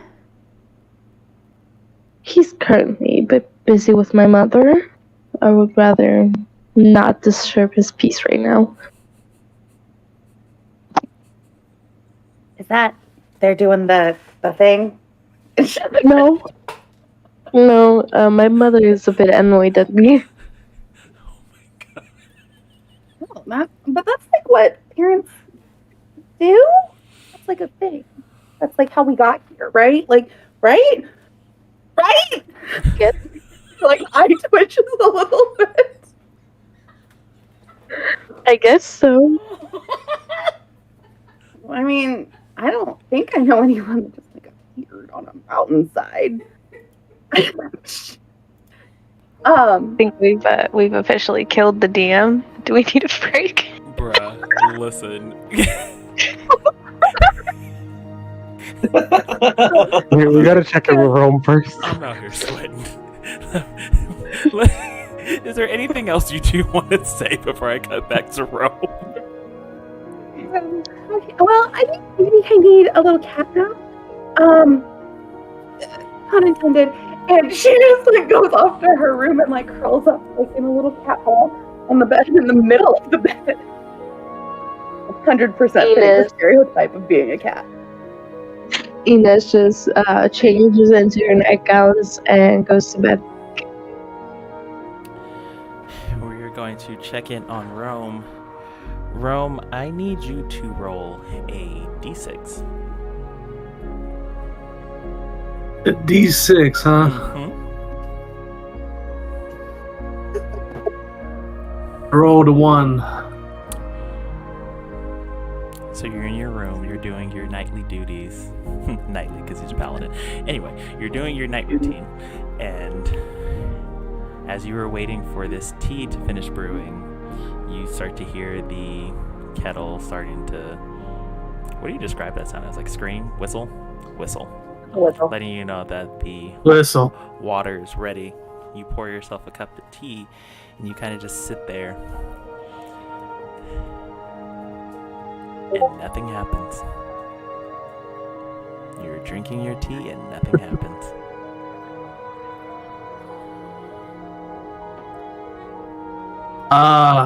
The tea has special properties. What that is, I don't want to say yet. Just for later. You're kind of sitting there meditating. You feel as if there's someone kind of like watching over you in your room while you're drinking this tea, but nothing immediately changes for you.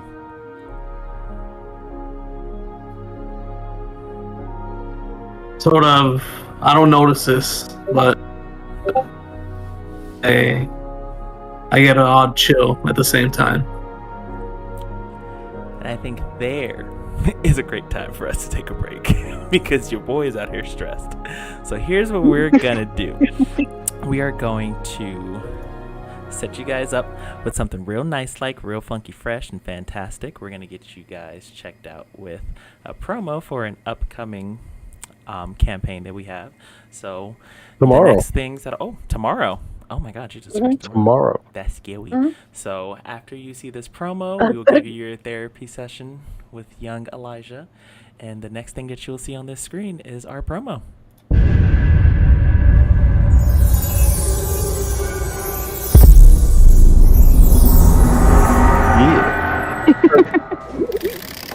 Welcome to Eldorado Yeah, Springs bro. Sanatorium. Look at you go, buddy. Yeah. Will you be checking in this evening? I was Dr. so proud of Debu the to Ward 11. Dr. Debu to Ward 11. We got Mike for a second. We'll be right back.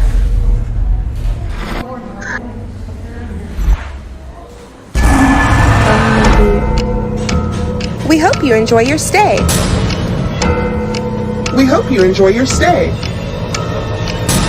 We hope you enjoy your stay. We hope you enjoy your stay. We hope you enjoy your stay. We hope you enjoy your stay. You're all going to die here. Can you hear me? It's time for therapy. It's time for therapy. The real roll for trauma was a blaring fucking sign. No, Eddie, stop! That would be a critical failure. What's going on, kiddos?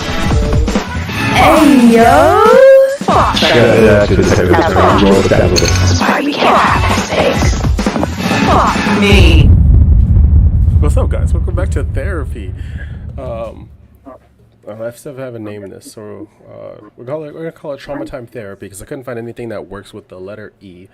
Now the players are not muted, so you can't hear them, but you won't be able to see them while we chit chat. How y'all doing? Y'all doing good tonight? We've been knocking out those rolls. Once again, thank you for bringing those in. It's fun to just see kind of what chaos ensues. Trauma Time Extravaganza. That could work. That could work.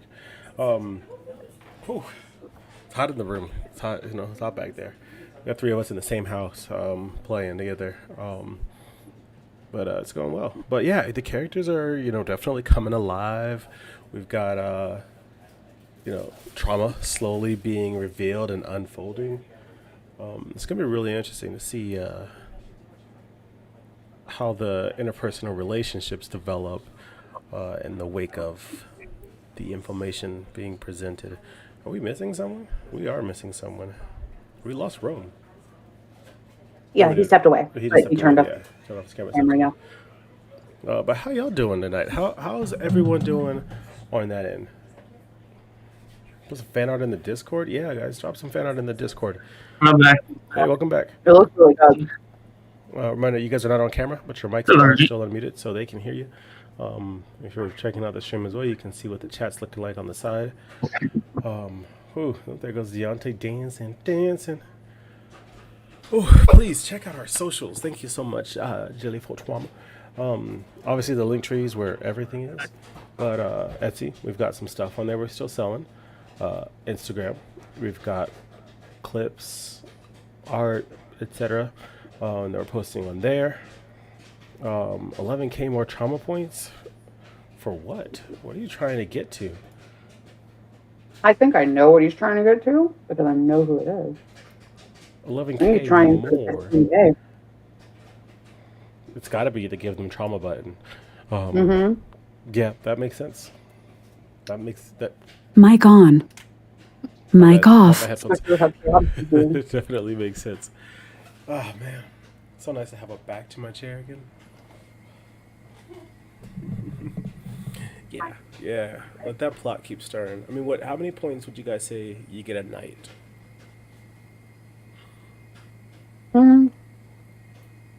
Gotta say, like at least 2,000. I think it's closer to like 1,500. Yeah. Because I don't think I was getting a water check a night. Okay. Before. Okay. So you're only like 10 episodes to hit it. A little bit more than 10. If you already have points, then it's probably like 10 episodes away. But that's good. That's good. I'm looking forward to seeing when y'all drop those things and how they affect us. It's always a scary, fun time to see it happen. But I think Deontay's doing good on the DM side. I hope I'm not giving him too much hell. Also, I did have a place that I wanted to put Elijah before break because I imagine we're going to come back to waking up.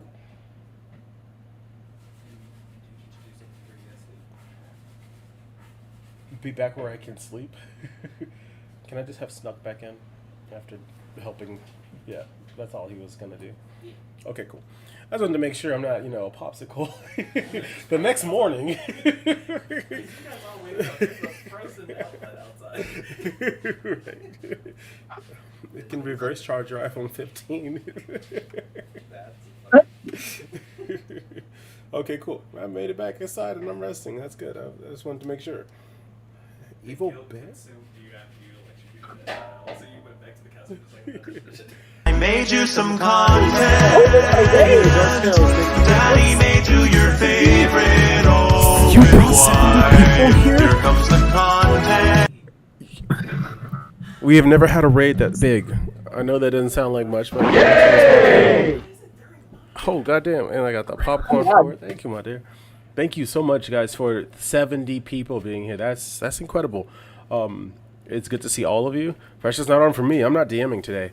For those of you guys who are here now, this is our intermission segment where we kind of give the players a break and stretch our limbs, be a little meta, and check in. Because the stream is called War for Trauma, and sometimes we get into some deep topics that can be heart palpitating. Let's call it that. That's our DM for this campaign for Insurgents. That's running for the next few months. We got Julie for Trauma as one of our stream managers on the side right there. But yeah, welcome to Roll for Trauma. If you've never been here before, thank you guys so much for rating. It's good to see you all. Y'all got me stressed. He's stressed it out. You'll be fine. You'll be perfectly fine. Don't worry about I it. don't know if you guys were paying attention to it. I'm gonna hijack your therapy for a second. Go for it. Give my headphones back. I need to know if Shiny trying to describe sex really, really stressed out Deontay. What? Did it? What? Oh, what? Oh, okay. Give me that. Here you go. Hollering. What's up, Neo Kai? Oh, no, I can't do that. Okay. Don't work. Please drop a follow. Nope, I can't do it. That echoes too much. Please drop a follow, folks. Yay! Thank you. Wednesdays. Oh, thank you for following. We stream Insurgents on Wednesdays. On this Thursday and next Thursday, we have a Halloween two-shot special. Thank you for the gifted sub, Stonebear Gaming. Congrats, for getting it. Thank you. We roll for those too if you subscribe, and then chaos happens. I'm like, yes, but like, relax. Hold on. In January, we'll be starting Elysium. That'll be fun. We've got a couple other one-shots planned. Yes, tomorrow we have a Halloween one-shot special. You guys didn't see the trailer? Here, I'll play it again since we're all here. Cue the trailer. Cue the trailer.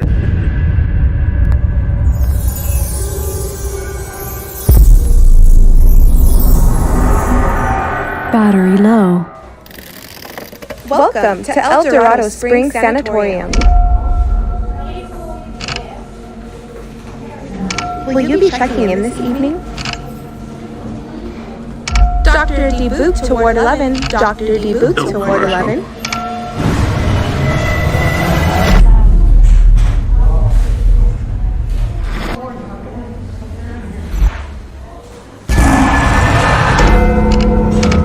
We hope you enjoy your stay. We hope you enjoy your stay. We hope you enjoy your stay. We hope you enjoy your stay.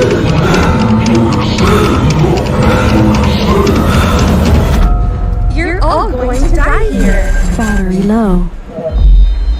Ladies and gentlemen, can you hear me? That's happening. It's time for therapy. It's time for therapy. The real roll for trauma was a blaring fucking sign. No, Eddie, stop! It's okay, I muted it. I fixed it. Sorry, guys. I forgot the therapy song restarts when I click it. But that'll be Eldorado will be tomorrow, and then part 2 to Eldorado will be next week on Thursday. Elysium will be starting sometime December or January. You should be able to hear me now. I muted it. I don't think it's still going. Yeah, we're good. Okay. Elysium is a Cyber Future one, but we're not dropping that trailer yet. It's made already, but we're not dropping that trailer until November, so you'll have to wait for that one. If you've heard about it, congrats. If you haven't, wait for it. It's worth it. That'll be a Cyber Future one. We have a Dark Souls, Bloodborne zombie story happening in the distant future. A couple of one-shots planned between then and now. Can I say the name of it now? Have you told me the name? With that DM. Violet, can I say the name of it? Oh. We have are we still planning for November? In November, we'll be having a one-shot called Collective Co. That's all I can say. That's all I've been given permission to say. But, okay. I think everyone's back except literally me. So I'm going to run back to my desk and give things back to our DM, and we're going to keep going. Thank you for Mic on. Trauma Time Mic off. with your boy, Eddie. No, it's a great transition. We love it. Beautiful. Good Battery job. low. The whole therapy thing is definitely a process, so kudos to him for doing that. Love that. Everybody all set? You guys good to go? You ready?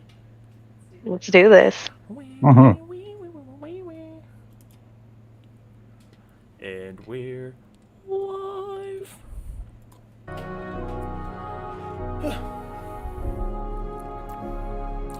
As the night has gone through, everybody is getting their rest. Shiny is curled up on the bed in her little cat ball. Rome, after his nightly routines and his tea, eventually crawled into bed and fell asleep. Narina, being the bookworm that she is, fell asleep inside of the records room. One of the maids saw her in there and decided to throw on a blanket over her so she didn't freeze in the night. Elijah, after critically electrocuting the child and apologizing multiple times, snuck back into the castle being unseen and retreated to his quarters. Inez. Battery low. Oh, not battery low. Sorry. We're gonna do There's a this. cable at the desk next to the dice box where you could plug into.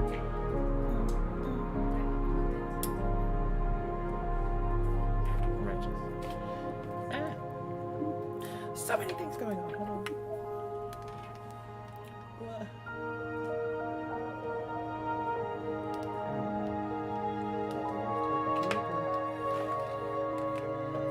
Oops. Oh, sorry, wrong one. Don't mind me. I'm just live editing like I do as a DM because what type of DM session would be with Deontay if it wasn't chaotic? Woohoo, love it. Battery low. How y'all doing in the chat while we're doing this? You need some help. No, my God. No, wait, You sure?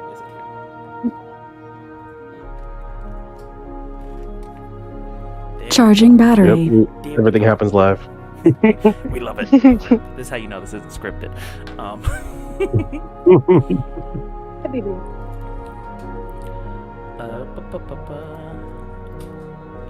I need to pull the NPC back up.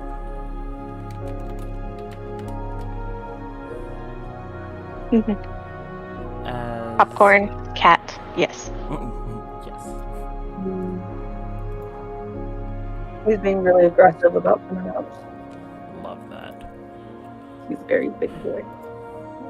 Hey, Deontay, before you start, since we're already on the side pause still, can you make sure that your music volume isn't too loud? Yes, let me. Because it's over here singing in my ear. Dang, he said she out here screaming. Oops. Yes. Is that better? Yeah, that'll work. Yay. Okay.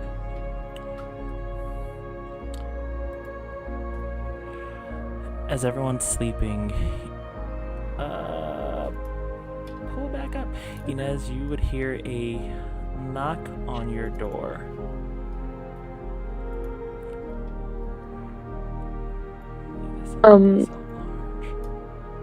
Inez just kind of walks to the door and opens it. Yes? Hello? And as you open said door, let me just make sure I'm saying the right name before I do that. Okay.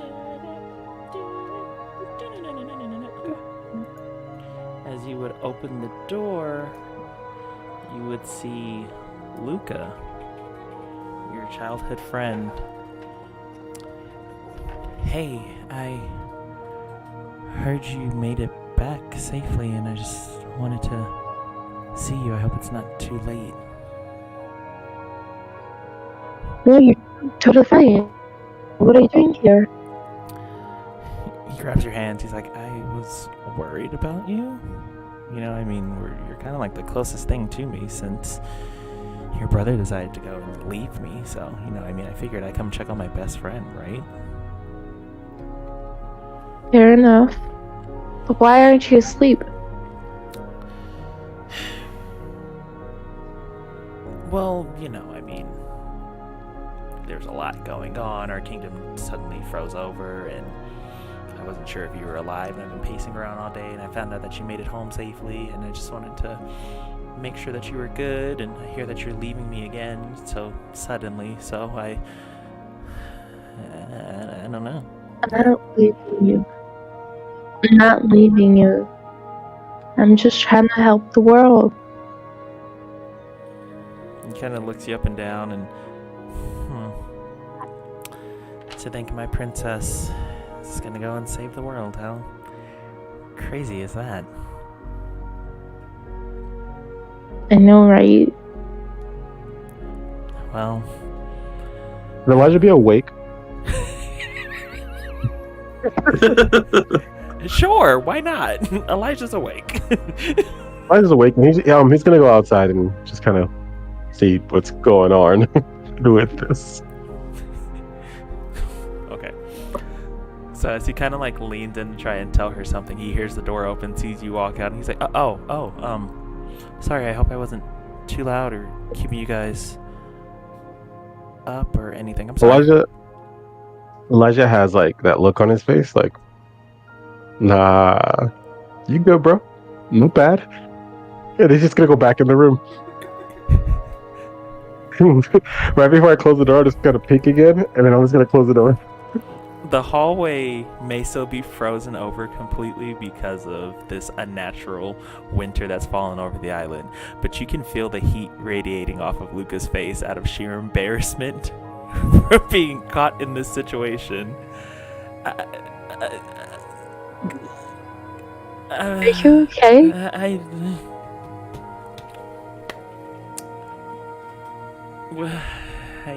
Yeah, kind of like scratches his head. He kind of like grabs your hand, kisses it, good night, Inez, and then stumbles back to his room, embarrassed as hell. He kind of like walks backwards to kind of like wave at you as he's walking back and bumps into the wall behind him and composes himself and then runs down the hallway. Well, bye, I guess. And Inez closes the door. Gotta give him advantage to Riz, Inez.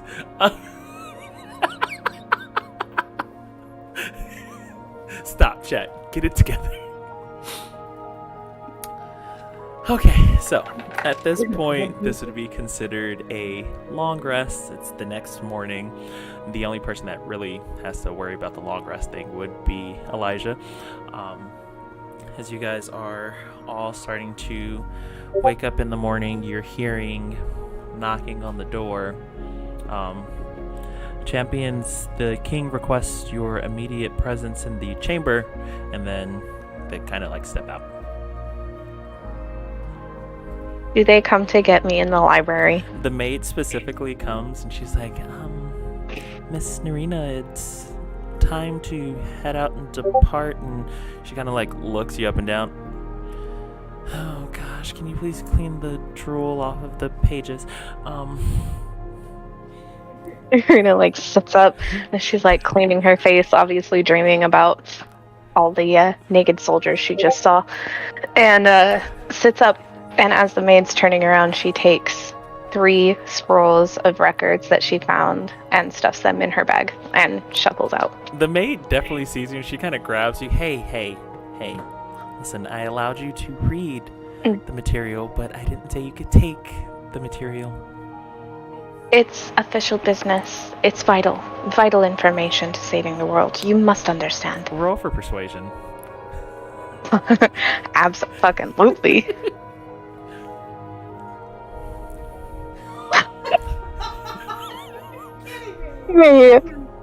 What happened? What'd you roll? I don't want to talk about it. We're not talking about it. Don't tell me it was a nat 1. Oh, that would be a critical failure. Again. It's a 4, you know. Are there more naked people? No more naked people, please. As she's reaching to grab these scrolls from you, a certain satchel of pictures falls out. And kind of like posters, basically. Think of like a calendar of sorts being made for the nights. And she kind of looks you up and down and, official business, right? Kind of like, I won't say anything, and kind of just walks out and leaves you to your own devices. Please hurry to the chamber as soon as possible. And then kind of walks off. Narina, even with her blue complexion, turns bright red, and she pulls her hood over her head and just walks out of the library full speed.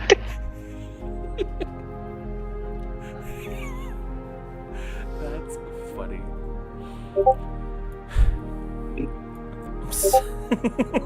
I'm sorry. I just love messing with Vi. This is so fun for me. So as you're all gathering into the main chamber, the king is going to be sitting there. Let me get him resized and back on the screen.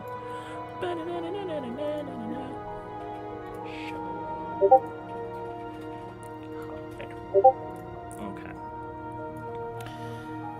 The king is staring at you all. So, we have prepared a carriage to take you to the Temple of Ignis, which lies in the heart of the volcano. That being, let me see, because I wrote the name down somewhere and I want to make sure that I'm doing it the correct way. Sorry, I like to live action do this stuff too. There we go. That's what I'm thinking of. We will have the water check. We'll have the water check first. I'm thirsty, I'm sorry. Hydration. Yeah. We'll have the carriage take you to the base of Fuego Mountain. As far as that goes, the rest is up to you. Normally, Magnus chooses who he deems worthy to gain access into the deeper parts of the temple. Though all can get inside the temple itself, for what you're probably looking for, you're probably going to have to go deeper than any of us have ever gone. So I wish you luck. He goes over to his daughter and kind of embraces her. You start to feel him cry a little bit as like teardrops are falling on your shoulder. I'm just so proud of you. And I hope that you do what needs to be done. And kind of just... Gosh, I told your mother I wouldn't cry. She's so very upset. That's why she's not here, but it's probably for the best. But she gives you her best wishes, and she kind of... He kind of like looks at you and just... Make us proud, sweetheart. I'm not gonna cry, I swear I'm not. Inez just kind of pats him on the back, being like, there, father. Everything's gonna be okay. I'm sure it will. I ask that the rest of you guys... I ask that the rest of you guys take care of my daughter. Godspeed on your journey, and do what you can to save this world. Now go, before I change my mind and I keep her here. Elijah's very unamused and just starts walking off. And Narina kind of looks to Inez and her father, back at Inez, and follows Elijah. Shiny like leans down like a cat and does the big cat stretch and then goes, and then just like carries off after Elijah and Narina. Where are we in the castle right now? Inside the throne room. Have they prepared the carriage yet? Or are we... Okay, then I'll be out by the carriage, or make my way to the carriage. Before Inez leaves, she takes a look back and says, "Thank you, Father, for everything," and leaves. You hear this man break out into full tears. Just there she goes. And the guards are trying to like console him. It's okay, my lord, everything's gonna be fine. As this is going on, you see a familiar friend peek out from the side of the doorway right before you would walk out. Hey.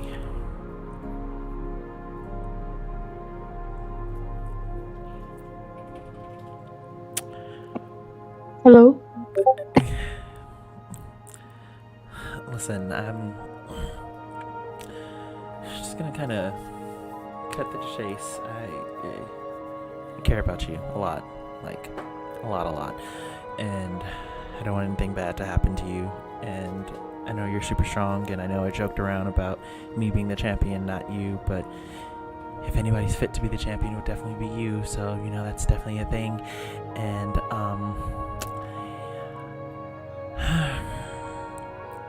and kind of just pulls you in and, like, just holds you. Please be careful out there.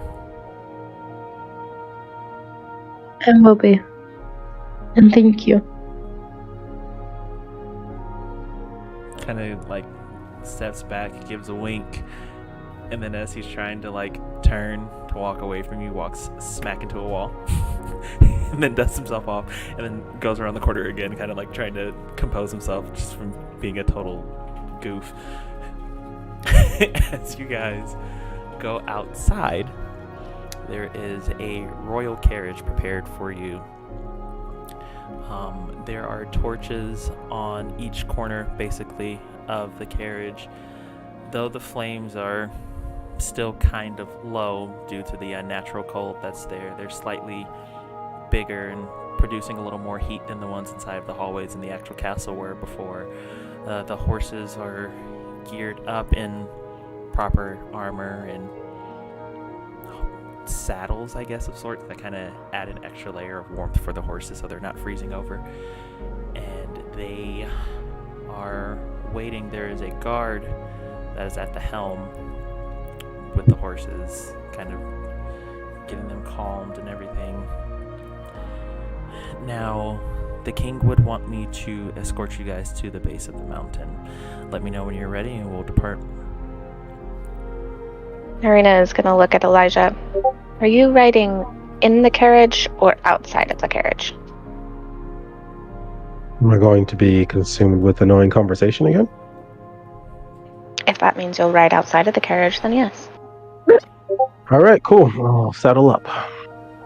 Narina gets in the carriage. Elijah gets in the carriage as well.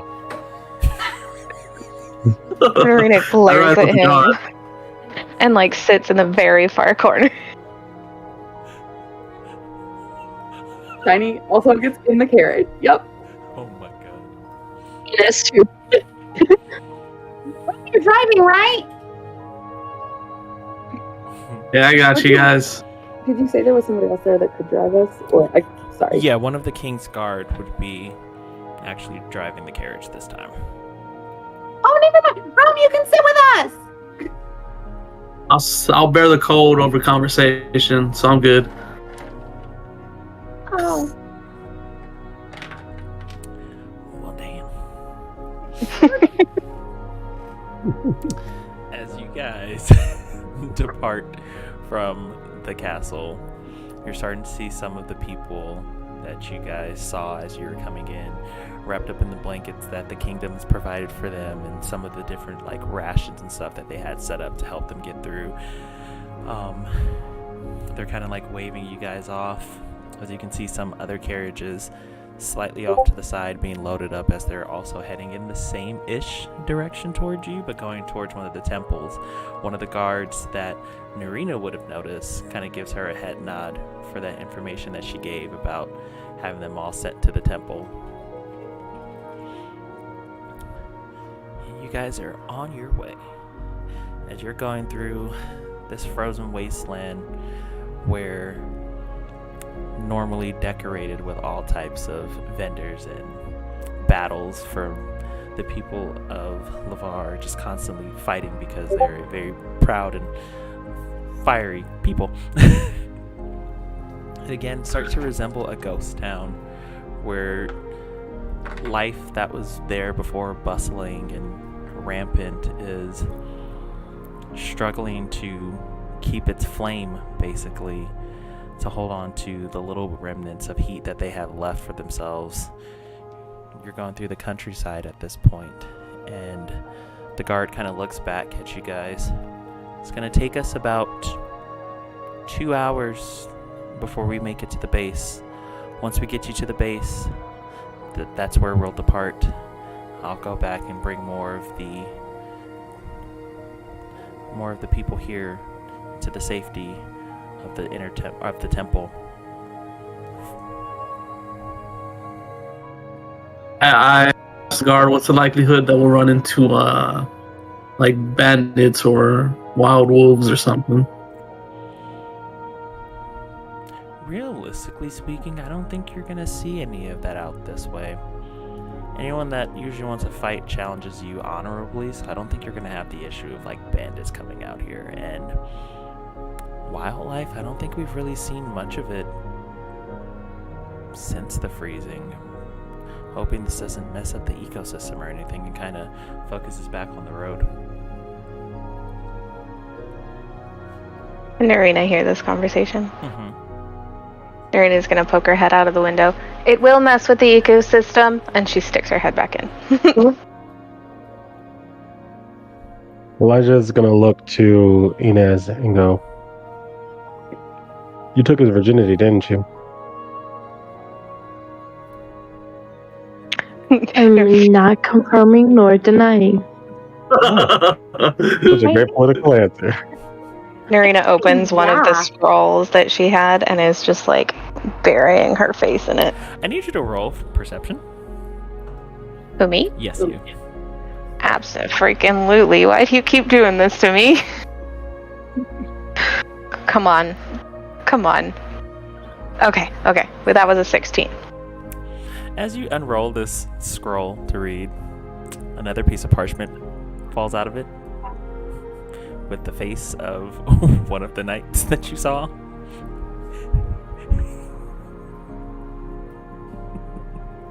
And all you can picture is that maid's face in the background, kind of like looking you up and down when she saw what you initially stole from the library. Elijah's gonna look to Narita and be like, "You turned pretty red there for a water tick. What did you read?" Informational records, and she's gonna take the picture and like crumple it up and like throw it on the floor and go back to her scroll.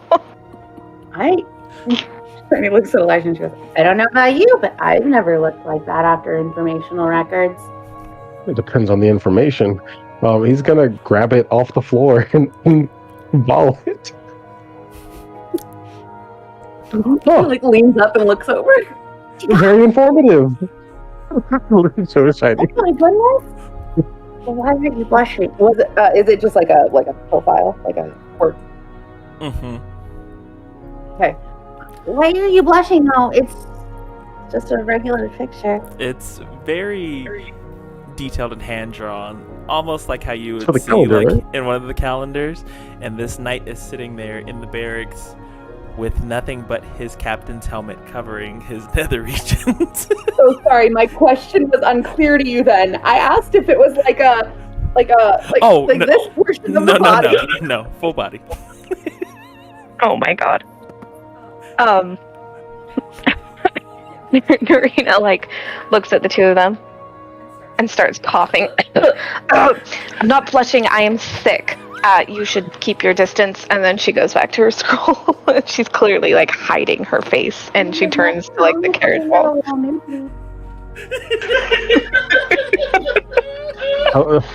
I'll look over to Elijah looks over to Inez and goes, I show it to you, and he starts to fold it up, but it's not lukewarm, so Oh.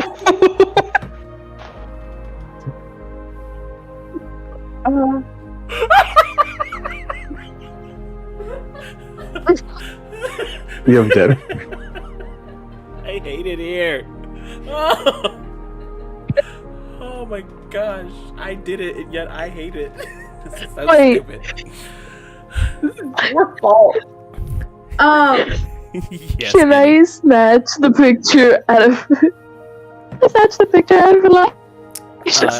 You better can roll go for ahead and you can roll for that. Elijah, you can roll against that. Sleight of hand. Yes, sir. What do I roll? Like, A sleight of hand. what am I looking for? Oh god. Oh my This is ridiculous, you guys. goodness.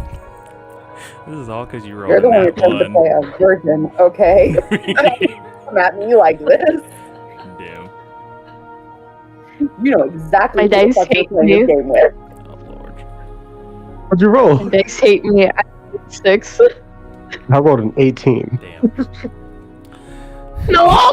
Inez, as you try to like roll to grab this from him, you completely miss.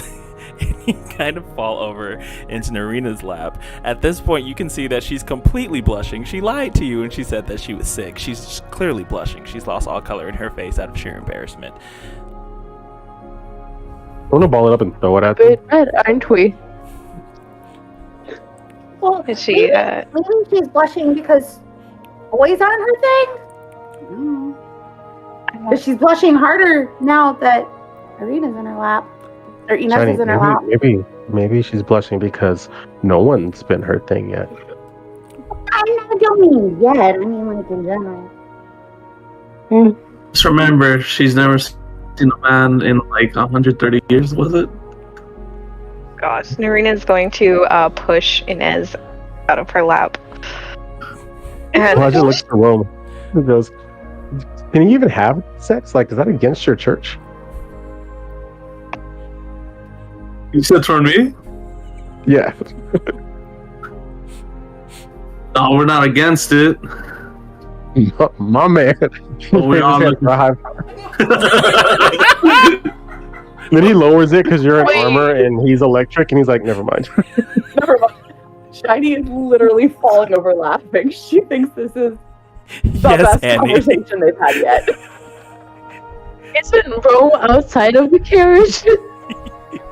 No. There's a royal driver. Rome was inside. He went up. Oh. I'm outside. That's fine. There's like the He little yells, "My window man." there, basically, that you would be able to talk to each other through. Oh my god. Love it. Jesus Christ. The guard at this point is kind of like keeping a chuckle to himself. Wow. We're nearly there. And there's a lot going on in this. I'm just gonna focus on driving. Eventually, Shiny like catches her breath just enough. And of all the things I thought I'd encounter in this adventure, I didn't think a prude would be one of them. She doubles over and falls to the ground laughing. Elijah's gonna go up to like the carriage window where the guard is. You know, hey, you ever been with a champion? I can't say that I have. Also, I'm okay. sorry, I don't think you're really my type. Oh, that's okay. We'll be coming down the mountain. See if things change. He kind of looks back at you and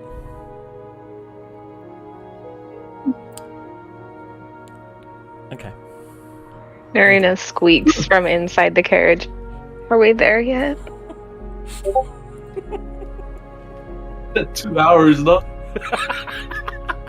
It's been 10 minutes. No, I'm just kidding. This has been a long ride. You're stuck with this. We could transition to like a different topic. This conversation. I love this. Elijah's gonna look to Narina and go, "Hey, so your books or scrolls say anything about how our powers mingle and mix with this darkness?" Narina's gonna slowly peer over her scroll, and she's glaring at him, and slowly rolls her scroll back up, and she's gonna pull out the book that she took from the other king, and see if our powers that are going to be given to us from the deities are going to interact with this darkness. Let me have you roll a history. Seems about right. 16. From what you were reading inside of the book, over this time, from when you first got the book up to where you guys are currently at right now, you would know that each of the deities had their power and taken parts of it and condensed it basically as like a gem or something that would be inside of each of the temples. What these gems do is they channel a portion of that power from the deity directly over to the main temple on the island of let me say the name right, Zifa. Zifa. Mm-hmm. Where it kind of acts as like a central hub, kind of like the 5 points meeting in that one location. In that one location in Zifa, it kind of basically produces this like dome or energy wave, I guess, of sorts, that would basically kind of help keep the balance amongst all the kingdoms. With each one of the temples that you would go into, you would know that the deities only allow those chosen champions to gain access into the inner sanctum for that.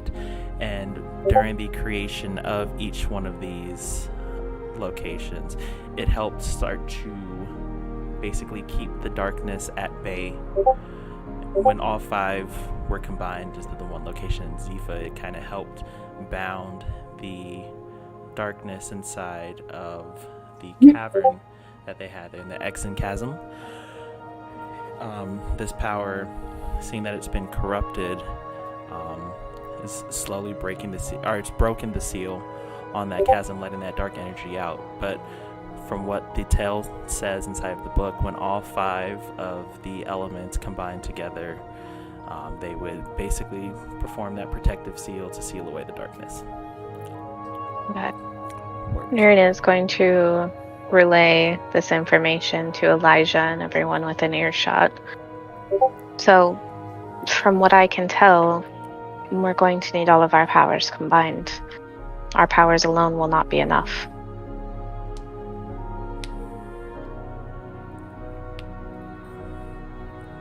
And how exactly do you suggest we can do that? I'm not entirely sure, but my guess would be these deities would know a little bit more. I mean, they're the ones who bound this thing. Vecnus? I forget what the king called him. It sounds like just like teamwork. Do you guys do teamwork for your No? Not particularly. I mostly work alone. I have good news. I'm really good at teamwork. We can do a team building activity on our wedding. Elijah goes, "I'll let Shiny Shekel be team leader." I'll let Shiny Shekel be team leader. I'm...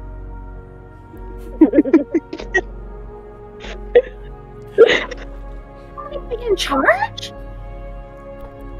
I mean, is that really the best idea? That would make them the fog boy. Okay, well, considering you're the one with, how do you say, people skills? Well, really, I'm pretty good with the people. They like to respond to me most of the time, but when they don't, it's always good to have a scary person with you. She just like gestures vaguely at Elijah. Elijah's over here flexing like, yeah. My scary person, Chloe, she's very good at this. But you always also have to have someone like that knows what is happening, and you're pretty smart. And then someone who's really strong, like Rome over here. He can probably punch through a whole door. And Inez is like, I don't know what princesses do actually. Elijah believes in. Well, so far, the princess has funded this entire venture. Yeah, money is useful. You're right. Money is So useful. far, the princess has funded an entire venture to their place. When we go help other people, then they'll get some golden stars to put up on their wall. At least for me. That will be funded as well. Brava. I feel like we clap probably for have to that. survive this first. Then we can figure out what comes next, though. But We were 2 hours away from where? From the base of Fuego Mountain. Okay. Things that work really good together. It's like lightning goes really good with water, unless you don't want to hurt somebody, right? So like, you guys can make a really good team. He goes, well, actually, speaking of like things that go well together, this storm is pretty unnatural. But when I zapped some ice, it didn't refreeze. He kind of just shrugs and throws his hands up.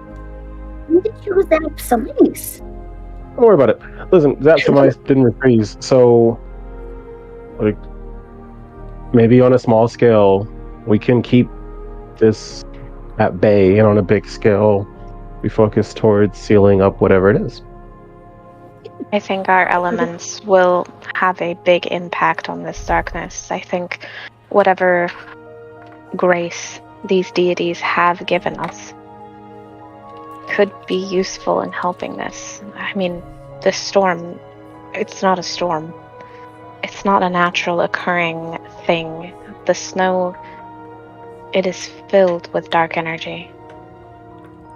Yeah. Right as you're saying this, Inez, you would start to feel the tattoo on your ankle start to heat up, and the carriage that you guys are in is starting to glow a bright red from your ankle. The light just kind of like enveloping the entire carriage. And while they're having this separate conversation, you can kind of Do I feel any pain from the tattoo? No. Okay. As this light is starting to envelop the carriage, you kind of enter this space where it's just you kind of like floating in this like ethereal whiteness, and you can hear this voice speaking to you. Took you long enough.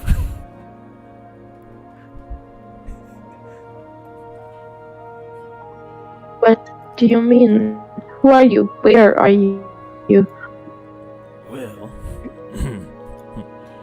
Can we hear Inez talking, or the voice, or neither?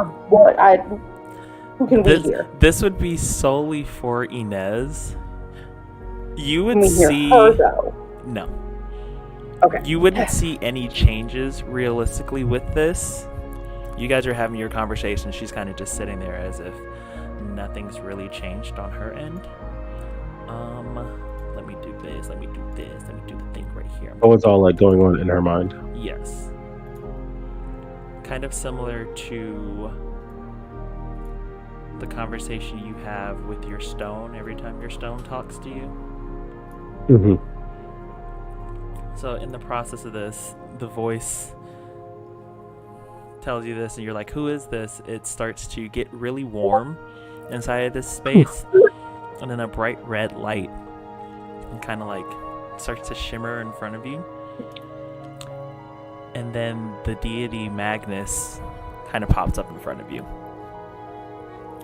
You would think that with the whole you praying to me being your deity, that you'd recognize me.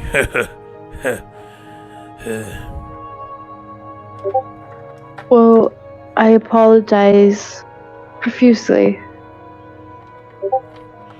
It is fine. Where are we? We're in a sacred place. Only those chosen by me directly can enter this. Listen, I'll be frank with you. The darkness that's known as Velkalth has been released. And in order for us to stop this situation, I'm gonna need your help. I want to bestow my power upon you, but there's kind of a situation going on. And as you kind of like, as he's telling you this, you kind of see the red inside of him starting to slowly lose its like shine, and it's starting to turn blue, and so it's kind of like he's freezing over. Listen, there's not much time. This corruption, you have to grab the stone inside the deepest part of the temple and take it to the kingdom of Zifa. Unite with the other elements. Once you do that, we should be able to seal this darkness again.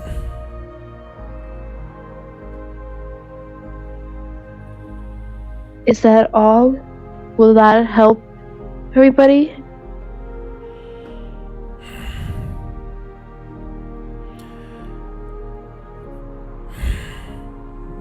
As he kind of grunts, you see him starting to freeze over more and more. There's only so much I can do. You have to hurry before it's too late. And then he completely freezes over. His image kind of shifts, like shimmers away, and then you're back in the carriage while they're just having their casual conversations. So you don't eat rocks? I'm just trying to understand, Shiny. Rocks? Why would I eat rocks? Shiny is mammalian. Why on earth would she be eating rocks? What else does the Earth people eat? Well, no. We like hunt and gather and log. Like I eat plants and smaller animals like mice. Do you eat rocks? While they're alive? The No, guard but kind of talks to you guys through the window. We're arriving at the base of Fuego Mountain. He looks. He goes, "I'm a person. I eat food." My cat. So do I. We're there. Let's just get out. Yes, please. Good out. question. He just like rubs her face and gets out of the. Question. How much gold was given to us by Inez's parents? That's a really nice question. Just assume that everything on this trip in your own hometown, you don't have to worry about that. Now, the actual goal itself, you have, let's say, about 800 that they sent you away with. Okay, I'm already carrying 5, so we got 805. I put my 5 on it. You're not carrying all of that. Hold on. Hold on. Elijah goes, bro. Okay, first off, no. Give me my cut.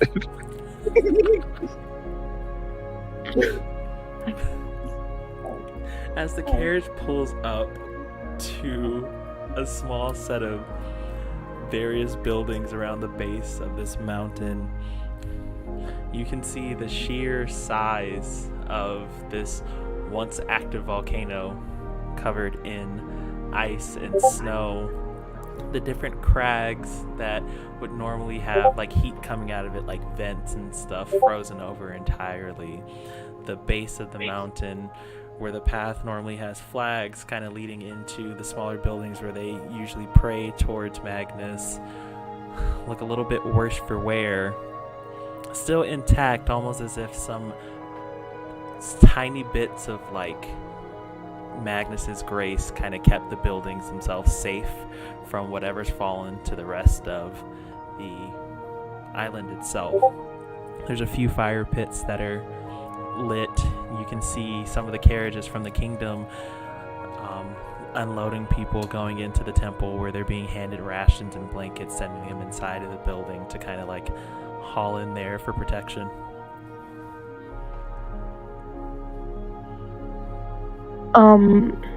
Enos kind of goes to the shrine and kneels and says a little quicker. Elijah does the same. Marina is Sorry, go ahead. Narina is stepping out, and she doesn't step in. She doesn't get close to the shrine. She stays like on the outer walls, and she's inspecting like the structure and the outer walls and the people inside and all that. Shiny approaches the shrine and kneels in reverence, and out of respect. Walk up to the shrine and ask, I heard the deity here enjoys a good fight. Does have that fiery soul. That's good to know. One of the caretakers of the shrine kind of comes out from one of the corners after they're kind of dusting off some of the stuff, keeping the shrine in pristine condition. Yes, normally it's been told that if Magnus deems you worthy enough, he comes down and challenges you himself, which would be such a pleasant sight to see, as opposed to this hellish cold that we're currently dealing with.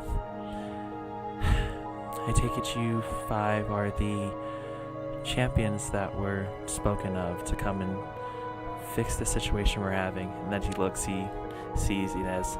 Princess Inez, it's always a pleasure to see you here. Pleasure being here. Yes, we are the champions. We're trying to get to the bottom of this catastrophe.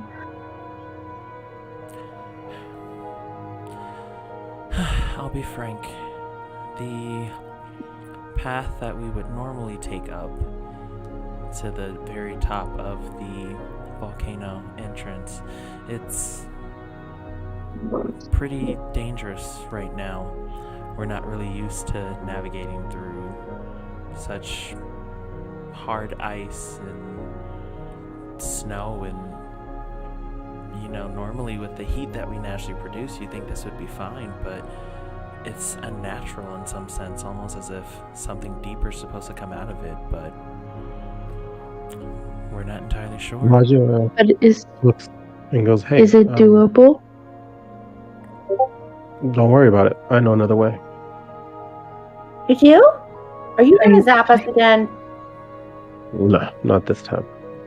We just need a little bit of climbing gear. Okay. Because I feel like the electricity and this cold air, I don't think my fur would last.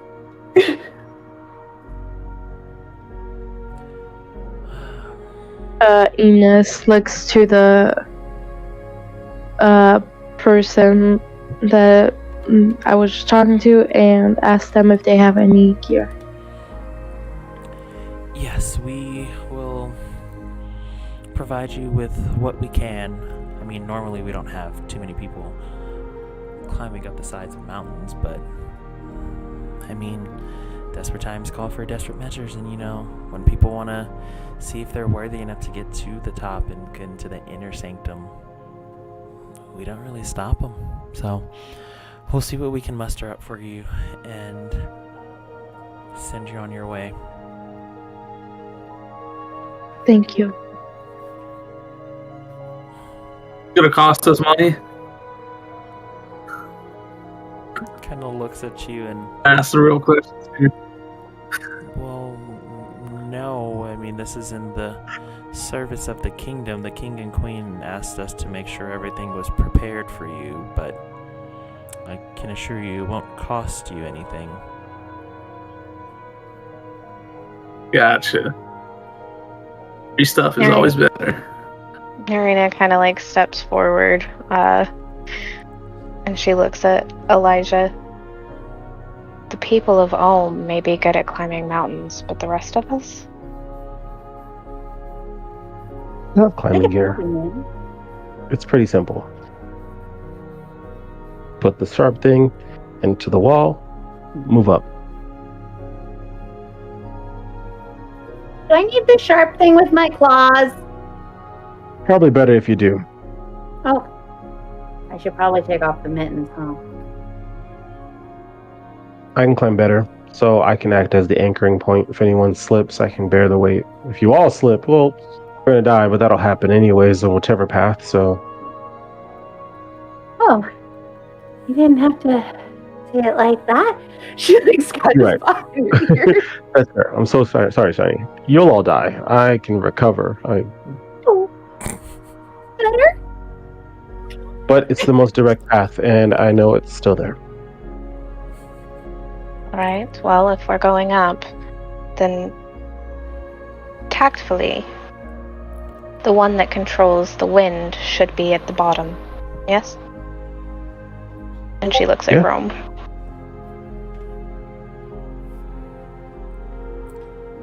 I go right before Rome. Yeah, that'd be a good idea. I'll see with that.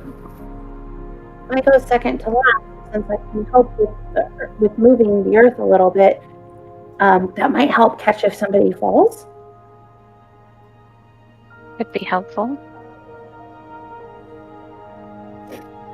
I don't think Inez will hurt me much if she falls on me, so I'll go above Shiny, Inez right below Elijah.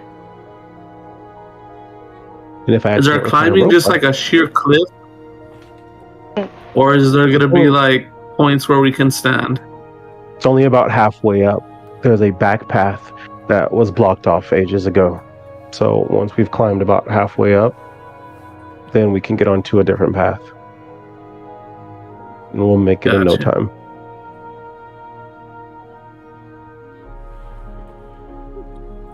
The attendant that was inside of the room, as he's listening to you guys all say this, well, seems that you all have a very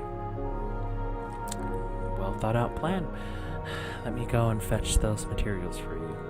And he kind of like says a quick little prayer to the statue of Magnus and then steps outside the building. So, while we're waiting, like, if this happened here, what do you think happened to the rest of our homes? I was really hoping that the power of the gods would be able to keep the darkness at bay. But it doesn't look like that's the case. I hope they're okay.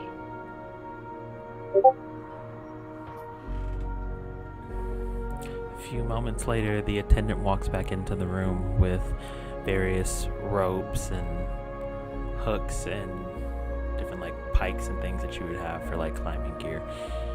Well, this is what we were given to pass over to you. If there's anything else we can do for you before you go forward, please let us know what we can do to help.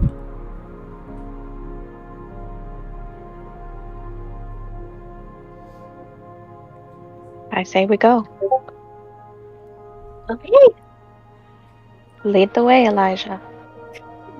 Let's get started. Elijah double checks everyone's knots like around their center to make sure that they actually will catch in case they fall.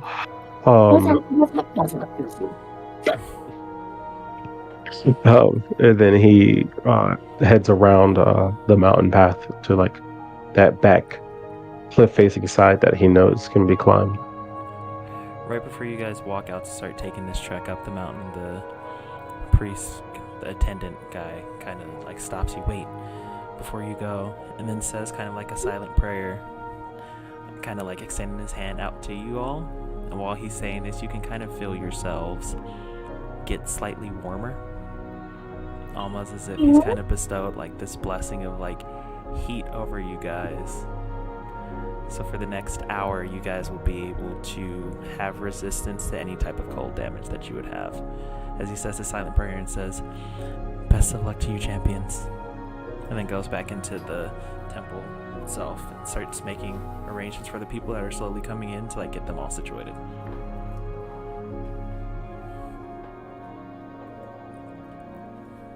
Ooh.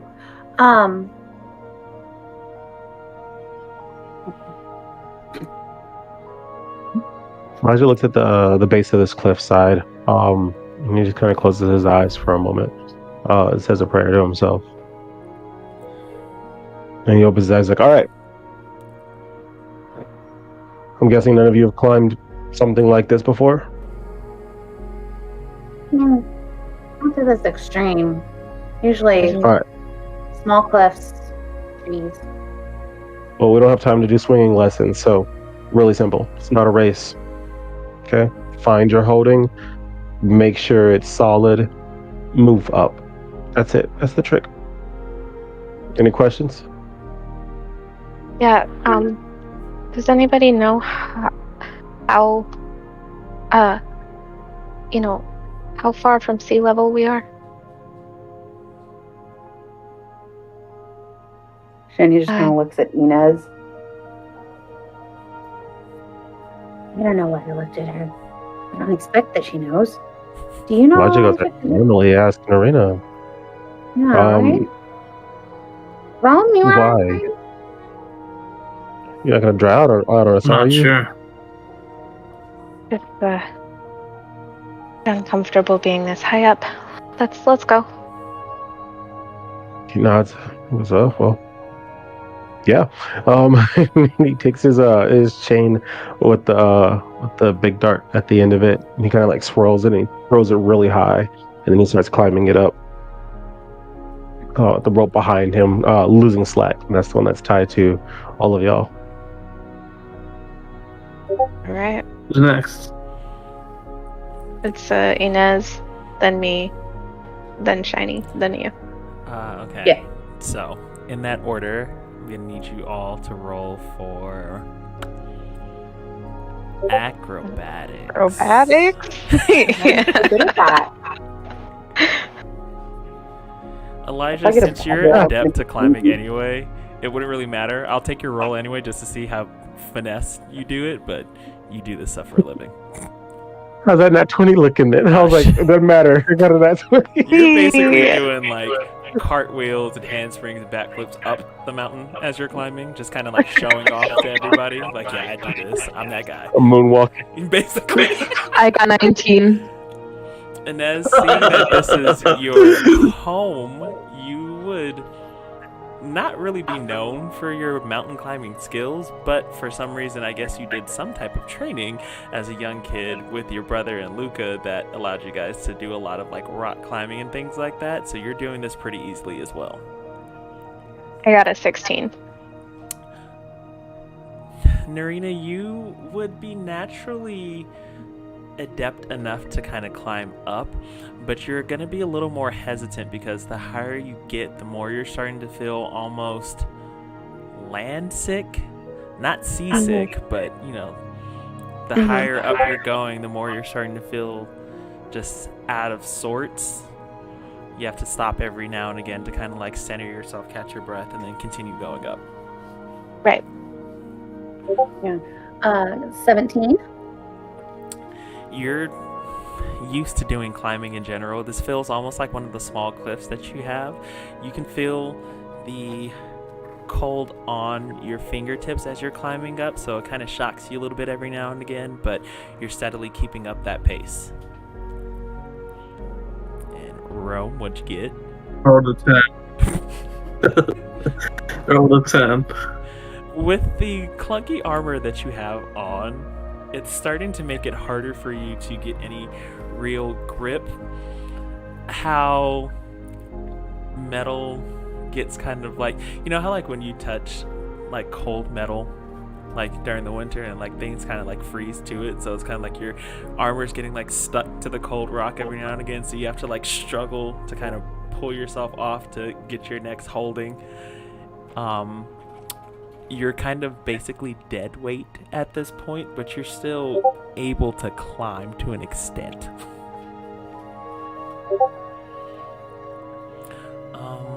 Elijah, Gotcha. I would need you to do a perception check for me. While he's rolling that, anytime that Narina like slows down or pauses, Shiny just like reminds her, "It's okay, you're doing great. You're gonna make it just fine. Once we get up there, you'll be able to steady yourself and feel so much better."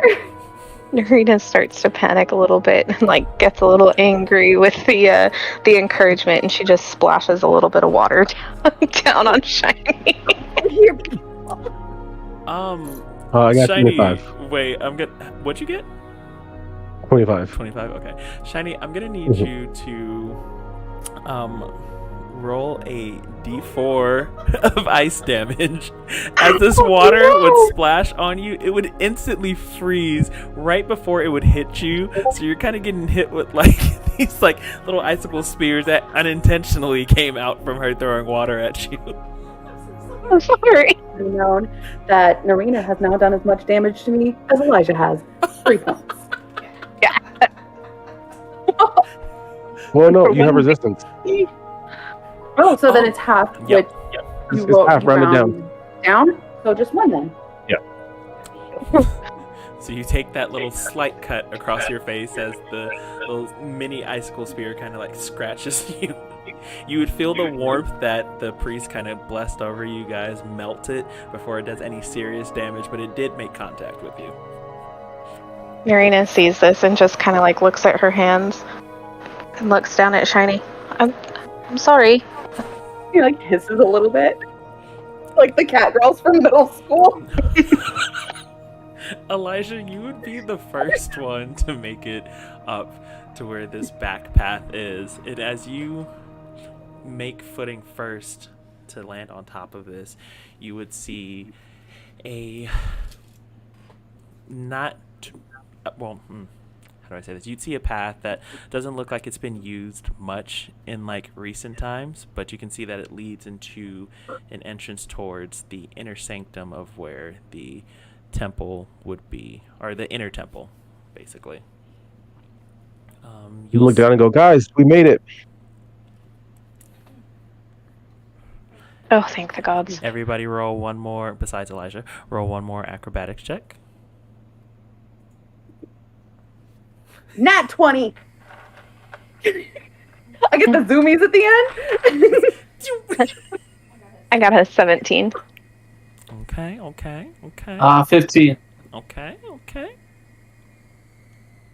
18 as well. Okay. 17.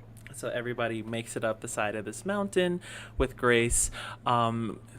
Shiny, with the nat 20 that you rolled, all of a sudden kind of just have this like surge of like electricity go through her body. Maybe it's from remnants of Elijah when they did the whole teleport thing. Maybe it's just the zoomies, whatever you might call it, but just has this burst of energy and kind of just like climbs over Inez and Narina and jumps up top. Makes perfect landing. The rest of you successfully climb up and make it to this platform. Basically, yes, he does. Wait, does Shiny land on top of Venus and Marina? Or... No, she climbs over your bodies basically and lands up top. Okay. As you guys make it to this platform, you see the stairwell that's leading towards this kingdom, or not this kingdom, this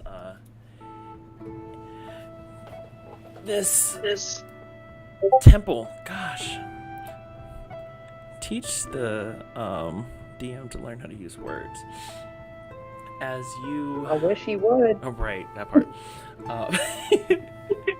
As you guys are kind of all surveying this area, you see this staircase that's leading around the back of this volcano with a couple torches lit going towards what would be the secret-ish entrance to this temple. Are you guys making your way up that way? Yep. So you all make it there. Yes. There's this giant door. You see this insignia. Inez, you would recognize it as the one that you have tattooed on you now, on your ankle. And as you kind of look down at your tattoo, it glows. The insignia on the door itself glows. And then the doors open into the inner sanctum of this temple in Fuego Mountain. And that is where we're going to end tonight's episode. Yeah. We made it up the cliff, you guys. Meanwhile, We didn't die. we didn't die, hooray! Hold on, let me bring my boy back. Let me bring my boy back.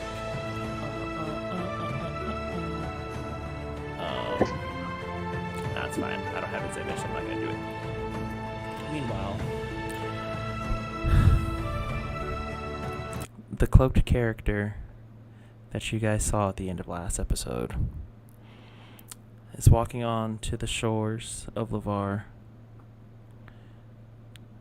And as he's taking steps towards the kingdom, feeling the lack of anybody else inside, everyone's been evacuated out at this point towards the temple. 3 tendrils pop up behind him. He whispers to them, "Go and retrieve them."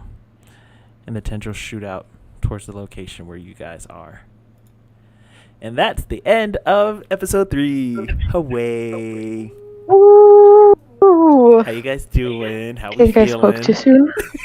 Oh. The zoomies. Feel good. I am so proud of my comebacks. Good. It was great. Let's do some shout outs to all the players. First shout out goes to Inez for standing up to her parents, having her little comebacks. Good for you. We love to see it. Let's give it up for Elijah for literally having the highest body count this episode, for putting down so many people.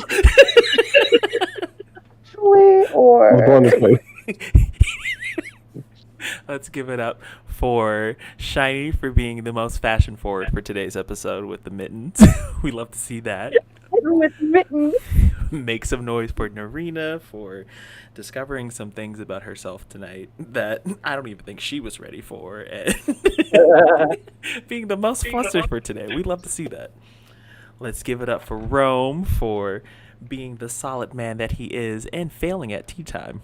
You guys will find out about that soon enough, but if you know, you know. You guys don't know yet, but when you know, trust and believe. Tea time is going to be important.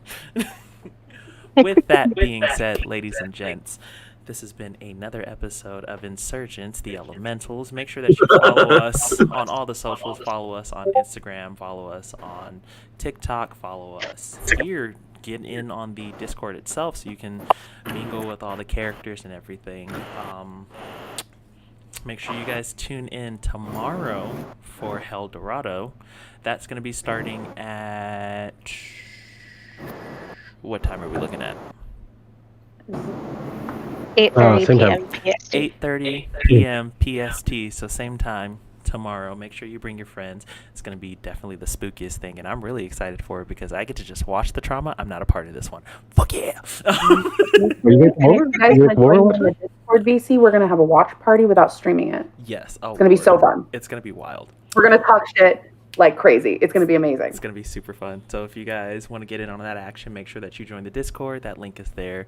Follow us on TikTok. Follow us on YouTube. You know, we drop some content on there as well. You can always watch back these streams. But also, we have some separate content that our illustrious Eddie is working on. And, you know, you want to give it a watch. It's really good. There's a lot of cool things coming up with that as well.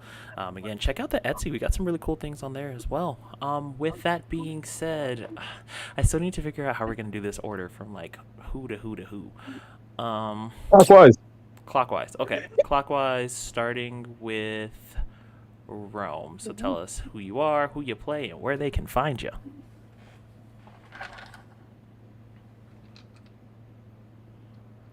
I think Rome is frozen. Let's go Rome the counterclockwise. Relentless. Oh, there You you can find me on Instagram at Rome.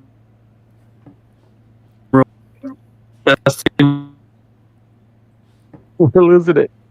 I know this Find name. them at Rome Will Rise on Instagram. Mm-hmm. Okie dokie. 1, 2, 3. He's giving full robot right now. It's okay. He's done his part.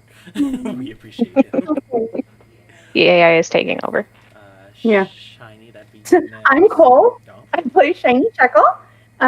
You can find me on TikTok at Cholioli, just like my Twitch name. Charging battery. Or you can find me here on Wednesdays on Roll for Trauma. Young Master Elijah. Hello.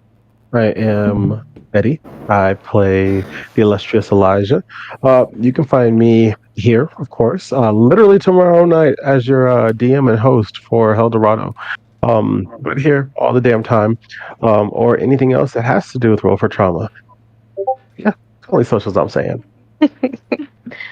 Hi everyone, I am Violet. I play Narina, and you can find me here, super flustered, on Roll for Trauma. Hi, I'm Hanny. I play Princess Inez. You can find me either here on Wednesdays or on TikTok, local.hanny1278.